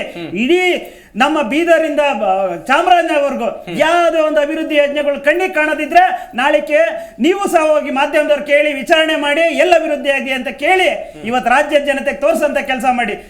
ಬಂದಾದ್ಮೇಲೆ ಏನಾಗಿದೆ ಅಂದ್ರೆ ಯಾವುದೇ ಅಭಿವೃದ್ಧಿಗಳು ನಡೀತಾ ಇಲ್ಲ. ಇವತ್ತು ಸನ್ಮಾನ್ಯ ಮೋದಿಯವರ ನೇತೃತ್ವದಲ್ಲಿ ಯಾವುದೇ ಒಂದು ಭ್ರಷ್ಟಾಚಾರ ನಡೆದಿರ್ತಕ್ಕಂಥದ್ದು ಕಳೆದ 10 ವರ್ಷದಲ್ಲಿ ಒಂದು ಉದಾಹರಣೆ ಕಾಂಗ್ರೆಸ್ನವರಿಗೆ ಸಿಗ್ತಾ ಇಲ್ಲ. ಯಾಕೆಂದ್ರೆ ಇವು ಕಾಂಗ್ರೆಸ್ ಆಡಳಿತ ಇದ್ದಾಗ ಪ್ರತಿ ತಿಂಗಳಿಗೊಮ್ಮೆ ಇಂಥ ಸಚಿವ ಸಾವಿರಾರು ಕೋಟಿ ಲಕ್ಷಾಂತರ ಕೋಟಿ ಹಗರಣ ಮಾಡಿದ್ರು. ಇವ್ರದೇ ಮನಮೋಹನ್ ಸಿಂಗ್ ಅವ್ರ ನೇತೃತ್ವ ಸರ್ಕಾರದ 2004ರಿಂದ 2014ರಲ್ಲಿ ಸುಮಾರು 12 ಲಕ್ಷ ಕೋಟಿಯಷ್ಟು ಹಗರಣಗಳು ಮಾಡಿದ್ರು. ಸುರೇಶ್ ಕಲ್ಮಾಡಿ CWG ಹಗರಣ ಇರ್ಬೋದು, ಕೋಲ್ಗೇಟ್ ಹಗರಣ ಇರ್ಬೋದು, 2G ಹಗರಣ ಇರ್ಬೋದು, ಎಷ್ಟು ಹಗರಣಗಳು ಮಾಡಿದ್ರು. ಇಡೀ ದೇಶದ ಬಡವರ ದುಡ್ಡನ್ನ ಒಡೆದು ಇವತ್ತು ಇವ್ರು ಮನೇಲಿ ತುಂಬಿಕೊಂಡ್ರು.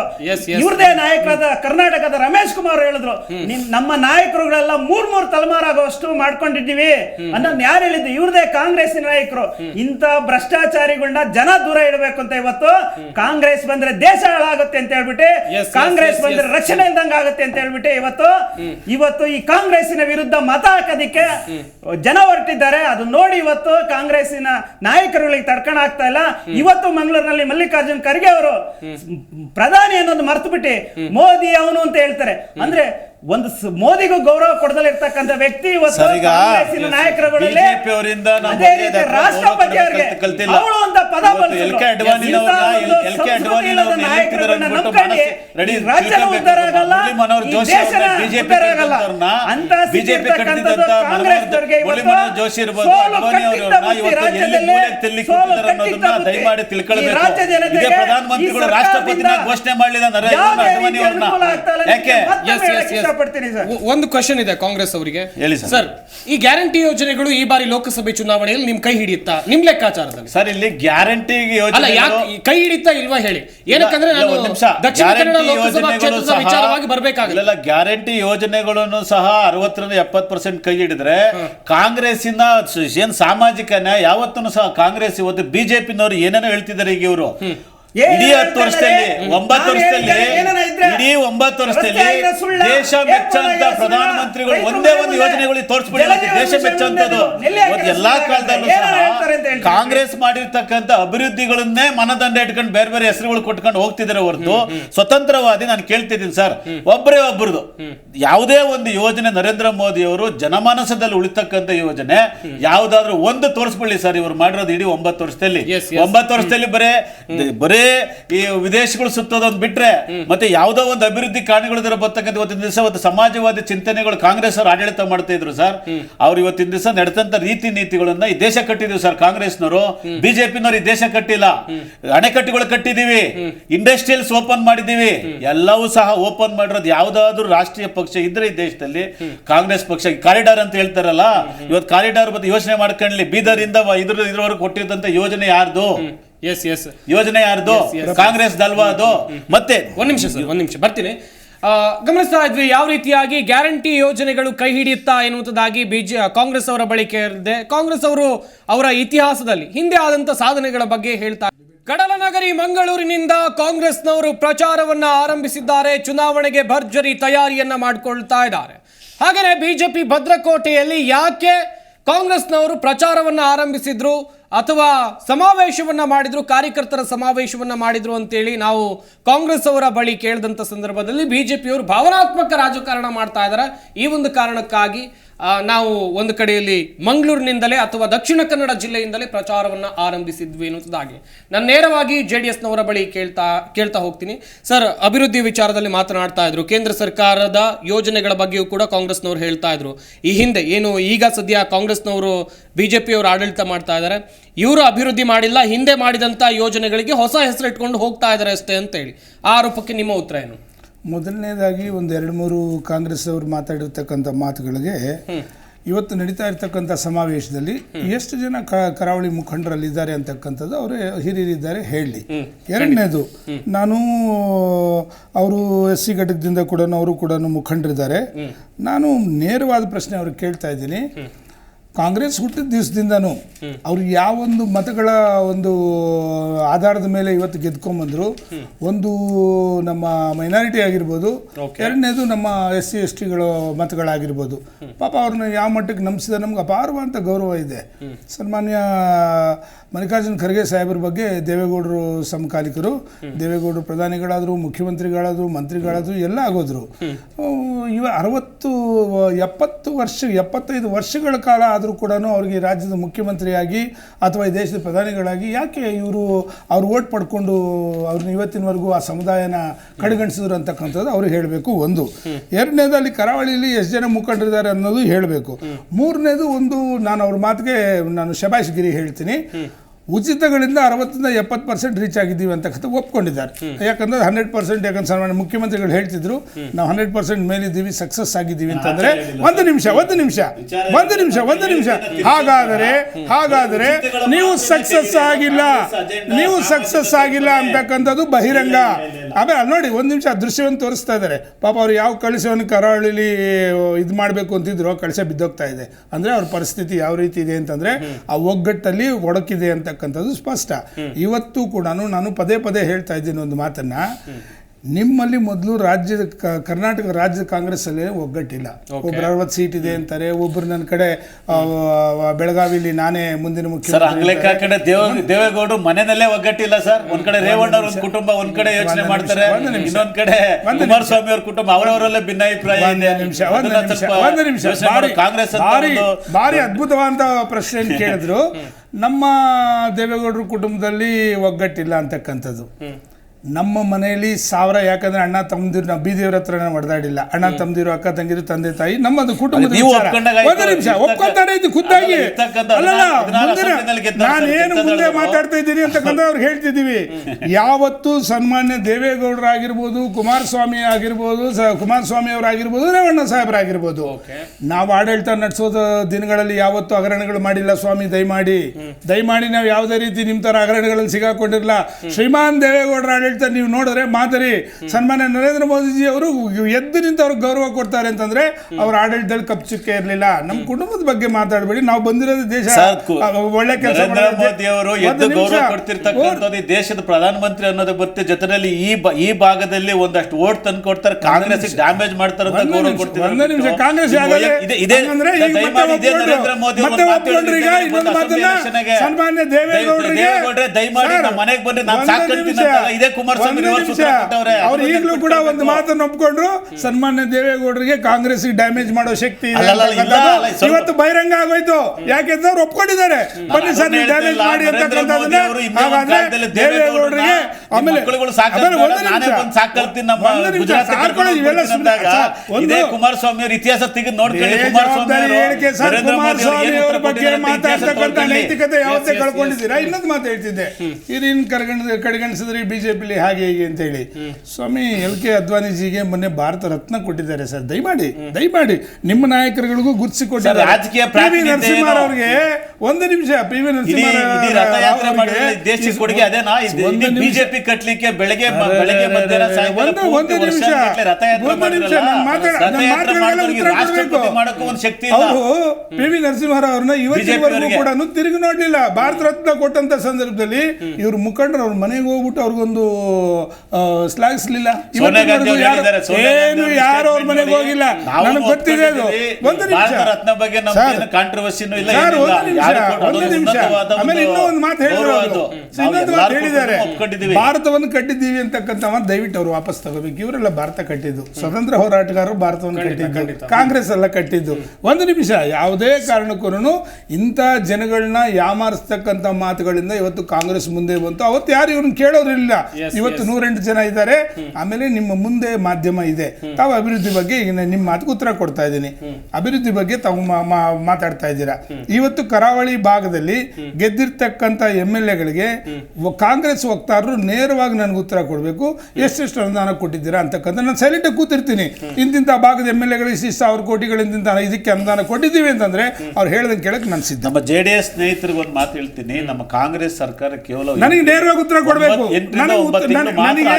ನನಗೆ ನೇರವಾಗಿ ಉತ್ತರ ಕೊಡಬೇಕು. ನೀವು ಏನು ಅನುದಾನಗಳು ಕೊಟ್ಟಿದ್ದೀರಾ ಅಂತಕ್ಕಂಥದ್ದು ನೇರವಾಗಿ ಹೇಳಬೇಕು. ನನಗೆ ನೇರವಾಗಿ ಹೇಳಬೇಕು. ನೀವು ಹೇಳಿ ಸ್ವಾಮಿ.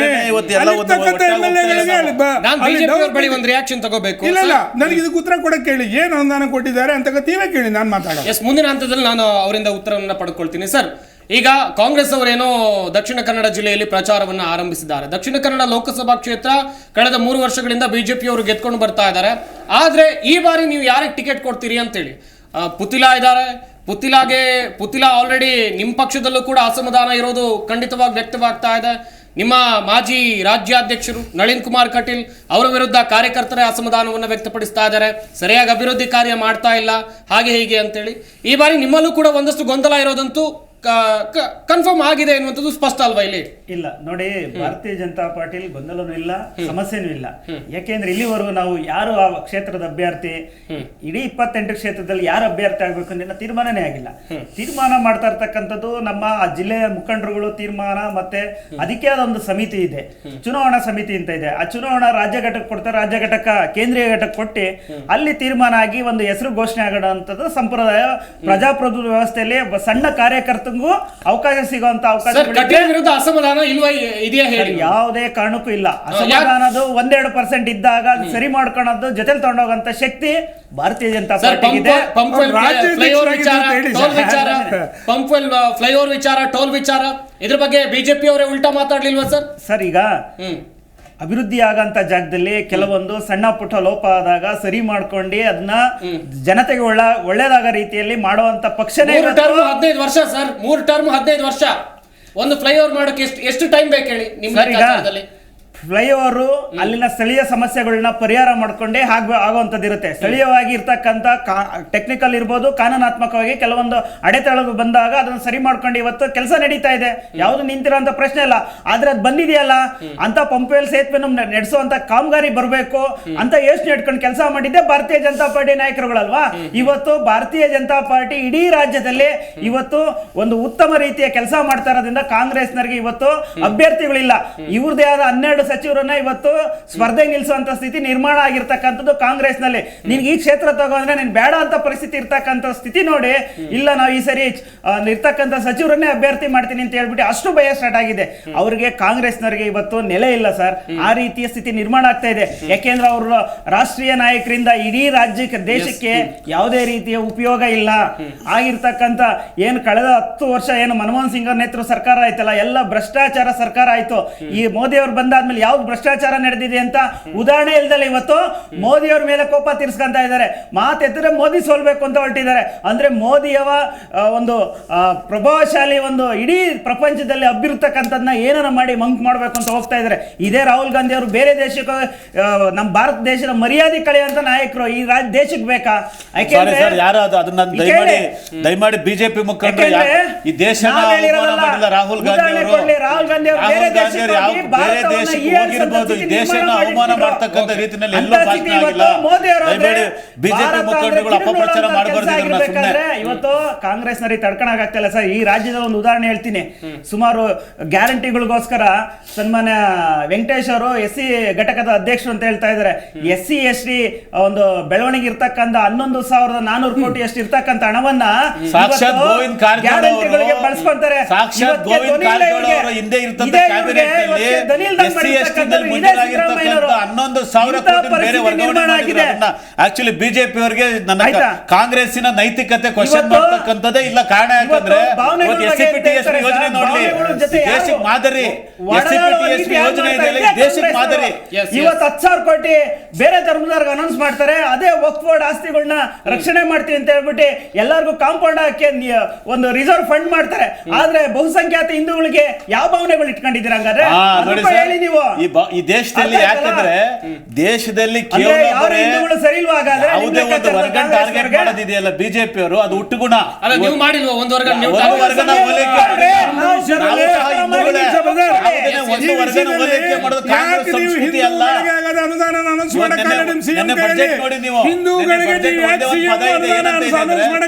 ಸರ್ವರಿಗೆ ಸಮಪಾಲು ಸರ್ವರಿಗೆ ಸಹಬಾಳು ಅನ್ನೋ ಟೈಟಲ್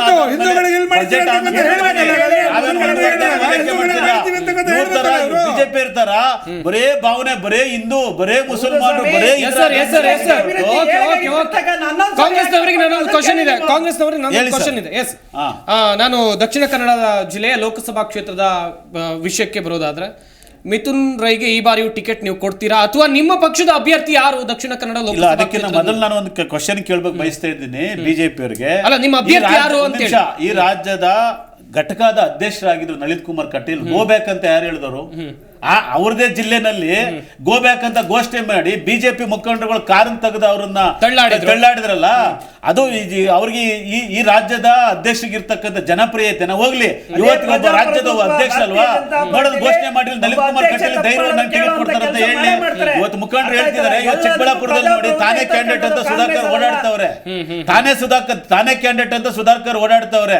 ಕಾಂಗ್ರೆಸ್ ಅಲ್ಲಿ ಅನೇಕ ನಾಯಕರು ಅಥವಾ ನಮ್ಮ ರಮನಾಥ್ ಇರ್ಬೋದು, ಅಲ್ಲಿ ನನಗೆ ಈಗ ದಕ್ಷಿಣ ಕನ್ನಡ ಲೋಕಸಭಾ ಕ್ಷೇತ್ರದಿಂದ ಕ್ಯಾಂಡಿಡೇಟ್ ಯಾರು ಅಂತ ಹೇಳಿ ಸರ್. ಕಾದ್ ನೋಡಿ ಸರ್, ಕಾಂಗ್ರೆಸ್ ಒಳ್ಳೆ ಕ್ಯಾಂಡಿಡೇಟ್ ನೇ ಕೊಡ್ತೀವಿ. ಜೊತೆ ನಳಿನ್ ಕುಮಾರ್ ಕಟೀಲ್ ಇವತ್ತೊಂದು ಸೋಲ್ಸಿ ಮನೆಗೆ ಕಳಿಸಿ ಬಿಜೆಪಿ ನಳಿನ್ ಕುಮಾರ್ ಪಟೇಲ್ ಅವ್ರನ್ನೇ ಅಲ್ಲ, ಬಿಜೆಪಿನ ಸೋಲ್ಸಿ ಮನೆಗೆ ಕಳಿಸ್ತೀವಿ. ಬಿಜೆಪಿ ಕರ್ನಾಟಕ ರಾಜ್ಯದಲ್ಲಿ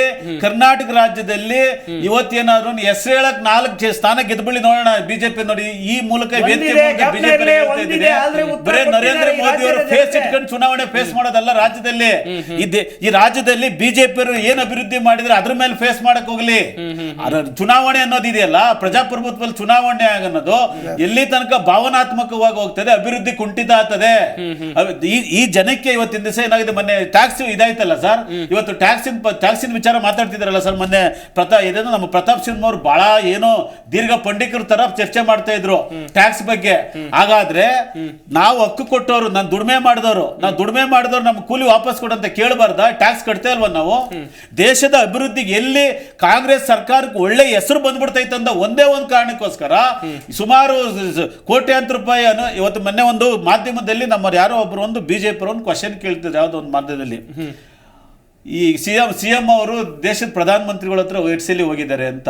ಇದೇ ಬಿಜೆಪಿಯ ರಾಷ್ಟ್ರೀಯ ಮುಖಂಡರುಗಳು, ರಾಷ್ಟ್ರೀಯ ಮಂತ್ರಿಗಳಿಗೆ ನಿಜವಾಗ್ಲೂ ಹೇಳ್ತಾ ಇದ್ದೀನಿ, ವಿಮರ್ಶೆ ಮಾಡ್ಕೊಳ್ಬೇಕು. ನೀವು ಕಾಂಗ್ರೆಸ್ಸಿನ ಒಕ್ಕೂಟದ ವ್ಯವಸ್ಥೆನಲ್ಲಿ ನಾವು ಬದುಕ್ತಾ ಇದ್ದೀವಿ. ನೀವು ಕಾಂಗ್ರೆಸ್ಸಿನ ಭಾವನೆಗಳಿಗೆ ಕೇಂದ್ರ ಸರ್ಕಾರದ ಮಂತ್ರಿಗಳು ನೀವು ಬರ ಪರಿಹಾರಕ್ಕೆ ಇಲ್ಲಿವರೆಗೂ ಹಣ ಕೊಟ್ಟಿದ್ದೀರಾ?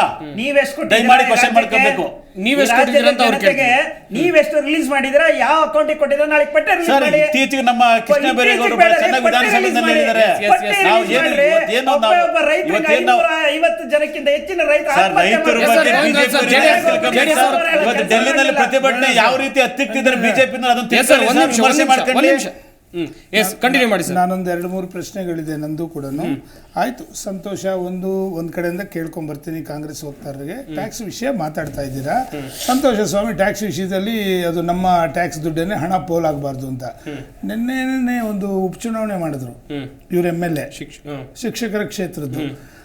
ಇವರು ಬೇಕಾದ ಸಂದರ್ಭದಲ್ಲಿ ಬೇಕಾದ ಪಕ್ಷಕ್ಕೆ ರಾಜೀನಾಮೆ ಕೊಟ್ಬಿಟ್ಟು ಬಂದು ಚುನಾವಣೆಗೆ ನಿಂತು ಇವರು ಇವತ್ತು ದುಡ್ಡನ್ನು ಪೋಲ್ ಮಾಡ್ತಿದ್ದಾರಲ್ಲ, ಹಾಗಾದ್ರೆ ಯಾರು ಟ್ಯಾಕ್ಸ್ ದುಡ್ಡದು? ನಿಮ್ಮ ಕ್ಯಾಂಡಿಡೇಟೇ, ನಿಮ್ಮ ಸರ್ಕಾರದಲ್ಲಿ ಇರ್ತಕ್ಕಂಥ ಕ್ಯಾಂಡಿಡೇಟ್ ಉಪಚುನಾವಣೆಗೆ ಹೋಗಿದ್ದಾರೆ ಇವತ್ತು. ಯಾರು? ಕುಮಾರಸ್ವಾಮಿ ಅವರು ವಿಷಯದ ಬಗ್ಗೆ ಒಂದು ರಿಸೈನ್ ಮಾಡ್ತಾರೆ, ಇನ್ನೊಂದು ಅವಾಗ ಯಾವ ಟ್ಯಾಕ್ಸ್ ಯಾವ ಅನುದಾನ ಹೇಳೋ ತನಕ ಕೇಳಿ ಸರ್. ಕುಮಾರಸ್ವಾಮಿ ಅವರು ಹಂಗಾರೆ 2 ಸಲ ಅಸೆಂಬ್ಲಿ ನೋಡಿ, ನಾನು ಮಾತಾಡುವಾಗ ನೀವು ಮಾತಾಡೋದು ನಾನು ಮಾತಾಡಿಲ್ಲ. ಎರಡನೇದು, ಪಾಪ ಅವರು BJPಯಲ್ಲಿ ನಾನೇ ಕ್ಯಾಂಡಿಡೇಟ್ ಅಂತಿದ್ದಾರೆ ಅಂತಕ್ಕಂಥ ಮಾತನ್ನು ಹೇಳಿದ್ರು. ನಾನು ಅವ್ರಿಗೊಂದು ನೇರವಾದ ಪ್ರಶ್ನೆ ಕೇಳ್ತಾ ಇದ್ದೀನಿ. ನಿಮ್ಮದೇ ಈ ರಾಜ್ಯದ 136 ಜನ MLAಗಳು ಕೊಟ್ಟಿದ್ದಾರೆ, ನಿಮ್ಮದೇ ಸರ್ಕಾರ ಇದೆ.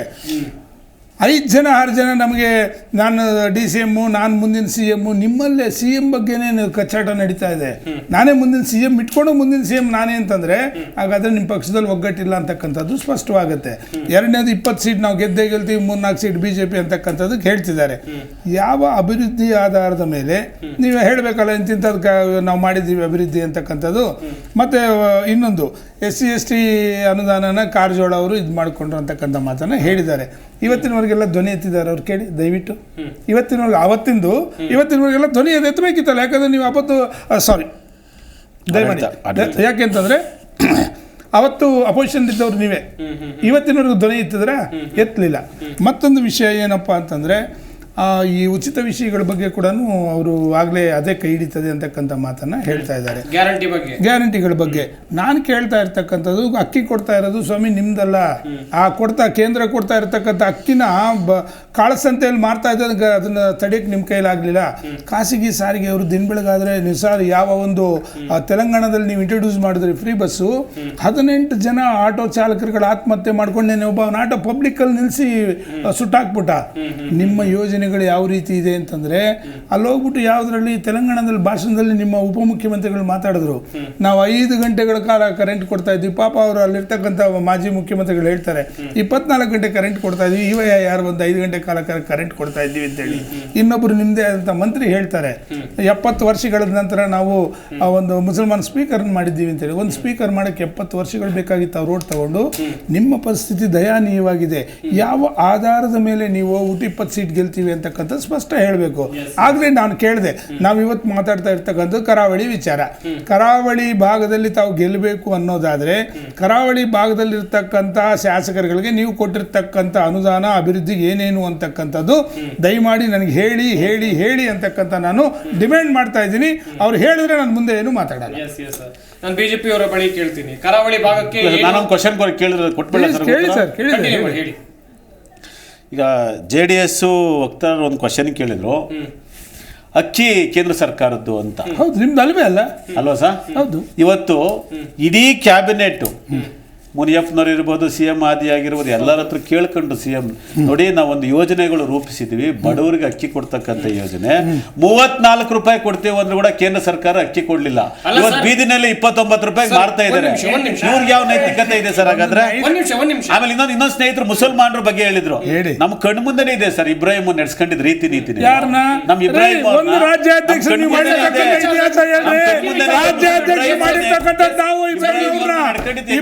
ಇಬ್ರಾಹಿಂ ಅವರಲ್ಲ ಸರ್, ಮೆನಜುದ್ದೀನ್ ಪಟೇಲ್ ಕೂಡ ನಾವೇ ರಾಜ್ಯಾಧ್ಯಕ್ಷರು ಮಾಡಿದ್ದು.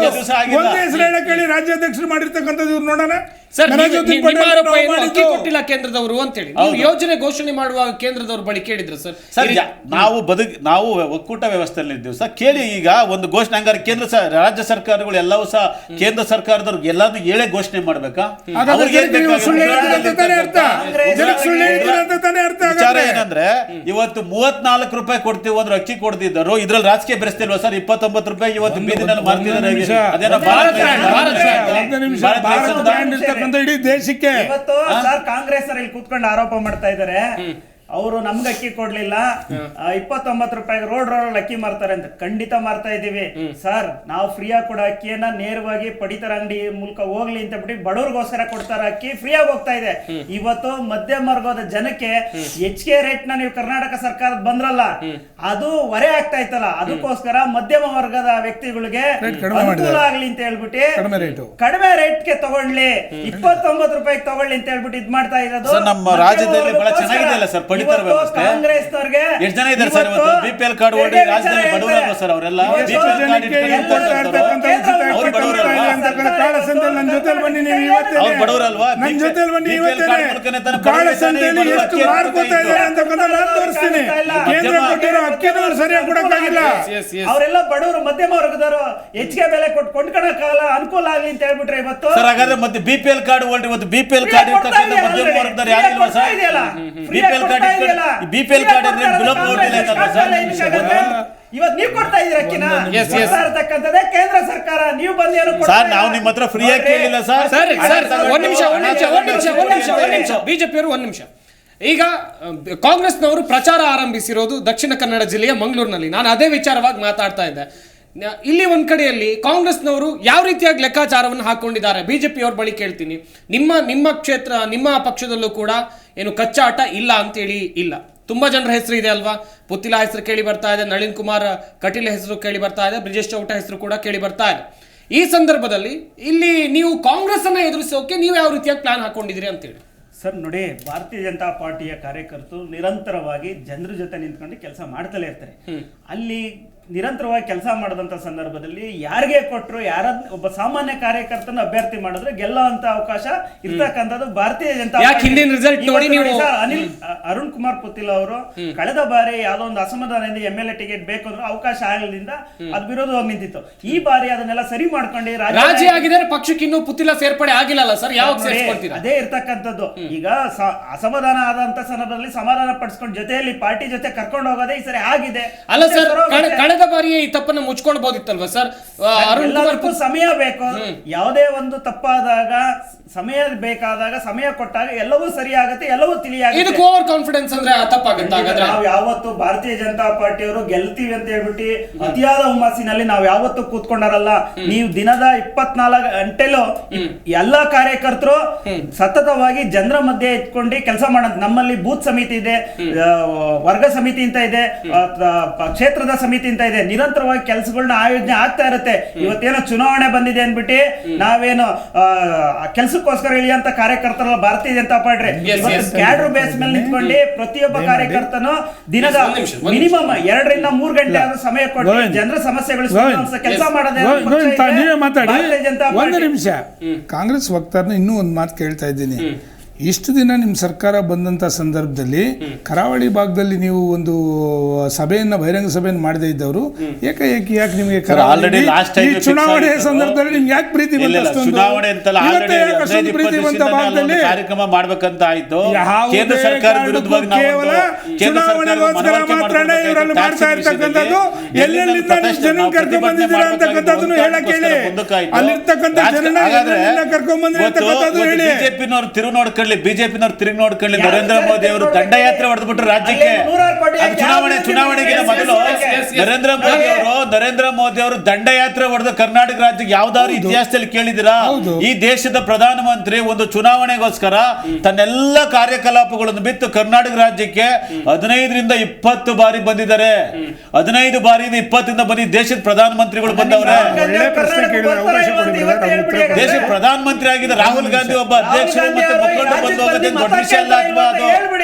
ಬಿಜೆಪಿಯ ಒಬ್ಬ ಪ್ರಧಾನಮಂತ್ರಿ ಅವರು ಒಂದು ಚುನಾವಣೆ ಒಂದು ರಾಜ್ಯಕ್ಕೆ ಯಾವಾಗ ಬರಗಾಲ ಇಲ್ದಿದ್ದಾಗ ಬರ್ದಿದ್ದಂತ ಜನ, ಯಾವಾಗ ಕೋವಿಡ್ ಅಲ್ಲಿ ಸತ್ತಿ ಸುಣವಾಗಿರ್ತಕ್ಕಂಥ ಜನಕ್ಕೆ ಒಂದು ಸಹಾಯ ಮಾಡಕ್ಕಂತ ಬರ್ದಿದ್ದಂತ ಚುನಾವಣೆ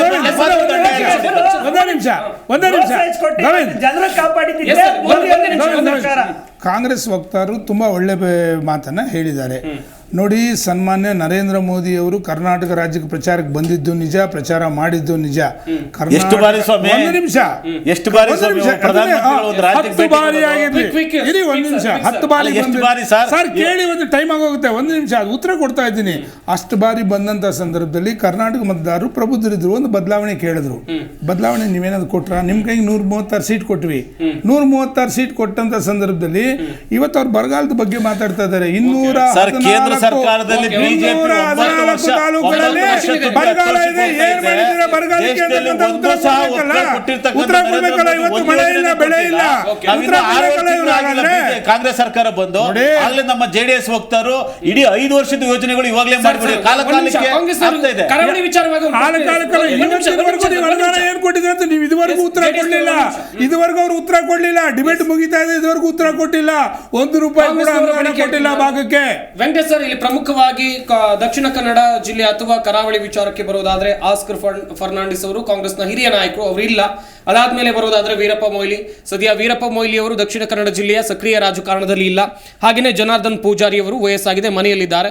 ಇವರೇ ಈ ದೊಡ್ಡ ಮಟ್ಟದ ಹೆಸರು ಮಾಡಿದವರು ಕಾಂಗ್ರೆಸ್ನಲ್ಲಿ. ಕಾಂಗ್ರೆಸ್ ಅನ್ನ ಕಟ್ಟಿ ಬೆಳೆಸುವಲ್ಲಿ ದಕ್ಷಿಣ ಕನ್ನಡ ಜಿಲ್ಲೆಯಲ್ಲಿ ಈ ಮೂವರ ಪಾತ್ರ ಇದೆ. ಅದರ ಹೊರತಾಗಿ ಪಕ್ಷ ಬಿಟ್ಟವರನ್ನು ಹೇಳ್ತೀನಿ ಸರ್. ಪ್ರಮೋದ್ ಮಧ್ವರಾಜ್ ಉಳಿಸ್ಕೊಳ್ಳಿಲ್ಲ ನೀವು ಪಕ್ಷದಲ್ಲಿ. ಜಯಪ್ರಕಾಶ್ ಹೆಗ್ಡೆ ಇವರು ಕೂಡ ಈಗ ಬಿಜೆಪಿಯಲ್ಲಿದ್ದಾರೆ. ಇಂಥ ಒಂದು ಇಷ್ಟು ಒಳ್ಳೆ ವರ್ಚಸ್ಸನ್ನ ಇರುವಂತ ನಾಯಕರು ಸದ್ಯ ಈಗ ನೀವು ಕರಾವಳಿಯ ವಿಚಾರವನ್ನ ಗಮನಿಸ್ತಾ ಇದ್ರೆ ಜಯಪ್ರಕಾಶ್ ಹೆಗ್ಡೆ ಅವರಿಗೆ ಕಾಂಗ್ರೆಸ್ ಅಲ್ವಾ ಸರ್ ಪುನರ್ಜನ್ಮ ಕೊಟ್ಟು ಬೈ ಎಲೆಕ್ಷನ್ ಅವರು ಈಗ ಯಾವ ಪಕ್ಷದಲ್ಲಿದ್ದಾರೆ ಇರಬಹುದು ರಾಜಕೀಯ. ಪ್ರಮೋದ್ ಮಧ್ವರಾಜ್ ಯಾವ ಪಕ್ಷದಲ್ಲಿದ್ದಾರೆ ಸರ್? ಈಗ ಯಾವುದೇ ಒಬ್ಬ ಕಳೆದ ಬಾರಿ ಲೋಕಸಭೆ ಚುನಾವಣೆಯಲ್ಲಿ ಯಾವ ಪಕ್ಷದಿಂದ ಟಿಕೆಟ್ ಕೊಟ್ಟಿದ್ದಾರೆ ಸರ್ ಅವರಿಗೆ? ಪ್ರಮೋದ್ ಮಧ್ವರಾಜ್ ಅವರು ಕಾಂಗ್ರೆಸ್ ಅವ್ರ ಕುಟುಂಬಕ್ಕಂತ ಕೊಟ್ಟಿರ್ತಕ್ಕಂಥ ಕೊಡುಗೆ ಬಿಜೆಪಿನವರು ಕೊಟ್ಟಿಲ್ಲ, ಜೆಡಿಎಸ್ ನವರು ಕೊಟ್ಟಿಲ್ಲ. ಪ್ರಮೋದ್ ಮಧ್ವರಾಜ್ ಅಂತ ಒಂದು ವರ್ಚಸ್ಸಿರುವಂತ ನಾಯಕರನ್ನ ಕಳೆದ ಬಾರಿ ಲೋಕಸಭೆ ಚುನಾವಣೆಯಲ್ಲಿ ನೀವು ಯಾವ ರೀತಿ ನಡೆಸ್ಕೊಂಡಿದ್ದೀರಿ ಸರ್? ಸರ್ ಈಗ ಚುನಾವಣೆಯಲ್ಲಿ ನಾವು ಕಾಂಗ್ರೆಸ್ನವರು ಎಲ್ಲಾರನ್ನೂ ಒಳ್ಳೆ ರೀತಿಯಲ್ಲೇ ನಡೆಸ್ಕೊಳ್ತೀವಿ ಸರ್. ಇವತ್ತು ಬಿಜೆಪಿ ಅವ್ರು ಮಾಡಿರ್ತಕ್ಕಂಥ ಅಪಪ್ರಚಾರ ಈ ಭಾವನಾತ್ಮಕ ವಿಷಯದಲ್ಲಿ ಕರ್ನಾಟಕ ರಾಜ್ಯ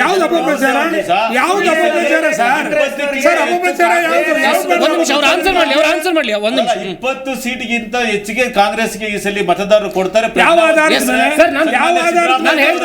ಸನ್ಮಾನ್ಯ ಸಿದ್ದರಾಮಯ್ಯನವರ, ಡಿ ಕೆ ಶಿವಕುಮಾರ್ ಅವರ, ದಲಿತರ ವರ್ಗದ ಮತ್ತೆ ಎಲ್ಲಾ ಅನೇಕ ಎಲ್ಲ ನಾಯಕರು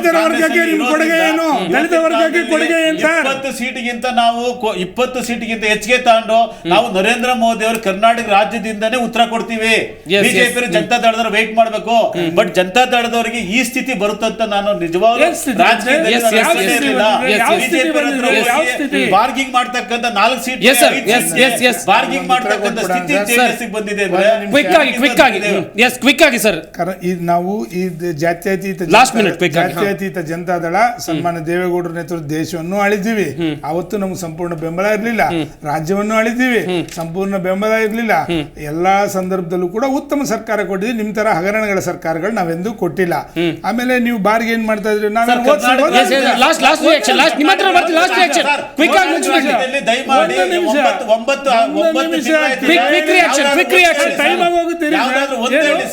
ಕೆಂಪಣ್ಣನವರು ಏನ್ ಸ್ಟೇಟ್ ಬರ್ತೀನಿ ನಿಮ್ಮ ಹತ್ರ ಬರ್ತೀನಿ ಲಾಸ್ಟ್ ರಿಯಾಕ್ಷನ್ ಅಂತರ ಜೊತೆ ನಮ್ಮ ಜೆಡಿಎಸ್ ನವರು ಸರ್ಕಾರದಲ್ಲಿ 40% ಇದೀಗ 60% ಅಂತ ಕೆಂಪಣ್ಣವರು ಹೇಳಿರೋದು. ಕೆಂಪಣ್ಣವರು ನಿಮ್ಮ ಮೇಲೆ ಆರೋಪ ಮಾಡಿದ್ದಾರೆ ಸರ್. ಯಾಕೆ ಯೂಟರ್ನ್ ಹೊಡೆದ್ರು ಅಂತ ಹೇಳಿ ಪ್ರಶ್ನೆ ಇದೆ. ಲಾಸ್ಟ್ ರಿಯಾಕ್ಷನ್ ಸರ್, ಕ್ವಿಕ್ ಆಗಿ ಮುಗಿಸಿ, ಟೈಮ್ ಇಲ್ಲ ಕ್ವಿಕ್ ಆಗಿ. ಪದೇ ಪದೇ ಏನೋ ಬಾರ್ಗೇನ್ ಅಂತಕ್ಕಂಥ ಮಾತಾಡಿ ನಾವು ಗೆದ್ದಿದ್ದು. ನೀವು ಏನ್ ಬಾರ್ಗೇನ್ ಮಾಡೋದಕ್ಕೆ ನಿಮಗೂ ಒಂದೇ ಸೀಟ್ ಗೆದ್ದು, ನಿಮಗೆ 100 ಸೀಟ್ ಗೆದ್ದಿಲ್ಲ. ಇಲ್ಲಿ ನಿಮ್ದು ಒಂದೇ ಸೀಟೆ, ನಮ್ಮ ಸಮಾನ ನೀವು 1 ಸೀಟ್ ಗೆದ್ದಿರೋದು. ಮಂಡ್ಯದಲ್ಲಿ ಗೆಲ್ತಿದ್ವಿ, ತುಮಕೂರಲ್ಲಿ ಗೆಲ್ತಿದ್ವಿ. ಬೆನ್ನಿಗೆ ಯಾವ ರೀತಿ ಚೂರಿ ಹಾಕಿದ್ರು ಅಂತಕ್ಕಂಥದ್ದು ಜನಗಳಿಗೆ ಗೊತ್ತಿದೆ. ಶ್ರೀಮಾನ್ ದೇವೇಗೌಡರು ಅಂತ ಅವ್ರನ್ನ ಒಂದು ಹಿರಿಯ ಮುತ್ಸದಿ ನೀವು ಸೋಲಿಸೋದಕ್ಕೆ ಅವತ್ತು ಏನ್ ಪ್ರಯತ್ನ ಮಾಡಿದ ಅಂತಕ್ಕಂಥ ರಾಜ್ಯದ ಜನತೆ ಗೊತ್ತಿದೆ. ಈ ಸತಿ ನಮ್ಮ ಶಕ್ತಿ ಏನು ಅಂತಕ್ಕಂಥ ತೋರಿಸ್ತೀವಿ ಅನ್ನೋದು ಮಾತ್ರ ಸ್ಪಷ್ಟ. ಕಾಂಗ್ರೆಸ್ನವ್ರ ಲಾಸ್ಟ್ ರಿಯಾಕ್ಷನ್ ಬರ್ತೀನಿ ಸರ್ ನಿಮ್ಮ ಸರ್. ಒಬ್ಬ ಸಿಟ್ಟಿಂಗ್ ತುಮಕೂರಿನ ಮುದ್ದೇನಮೇಗೌಡರು ಇದ್ರೂ ಕೂಡ ನಾವು ಸೀಟ್ ಬಿಟ್ಕೊಟ್ಟು ಜೆಡಿಎಸ್ ನವರು ಫಸ್ಟ್ ತಿಳ್ಕೊಳ್ಬೇಕು. ನೀವೇನು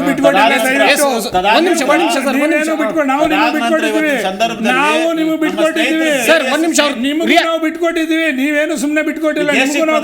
ಕೊಟ್ಟಂತ ಜೆಡಿಎಸ್ ಮತ್ತೆ ಕಾಂಗ್ರೆಸ್ ದೇವೇಗೌಡರನ್ನ ಕೊಟ್ಟಂತದ್ದು ಹೋಗಿ ನರೇಂದ್ರ ಮೋದಿ ಅವ್ರಿಗಿಂತ ನರೇಂದ್ರ ಮೋದಿ ಅವ್ರ ಹತ್ರ ಹೋಗಿ ಜೆಡಿಎಸ್ ನವ್ರು ತಿಳ್ಕೊಳ್ಬೇಕು. ಮತ್ತೆ ಜೆಡಿಎಸ್ ನವ್ರಿಗೂ ಬಿಜೆಪಿಯವರಿಗೆ ಇಬ್ಬರಿಗೂ ಸಹ ನಾವು ಸರಿಯಾಗಿ ಪಾಠ ಕಲಿಸ್ತೀವಿ.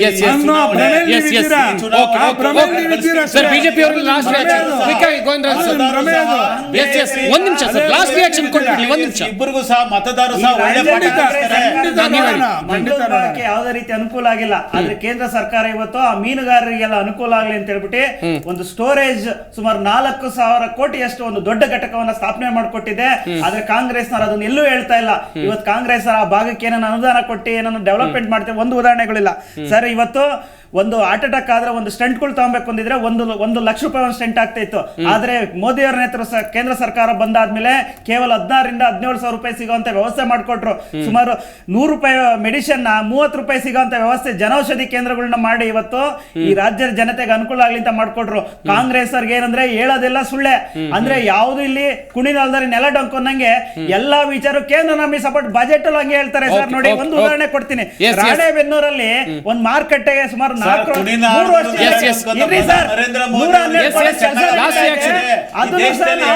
ಅದರಲ್ಲಿ ಮಾರುಕಟ್ಟೆ ಮಾಡ್ತಾರಂತೆ. ಮಾರುಕಟ್ಟೆ ಕೊಟ್ಟಿರ್ತಕ್ಕಂಥದ್ದು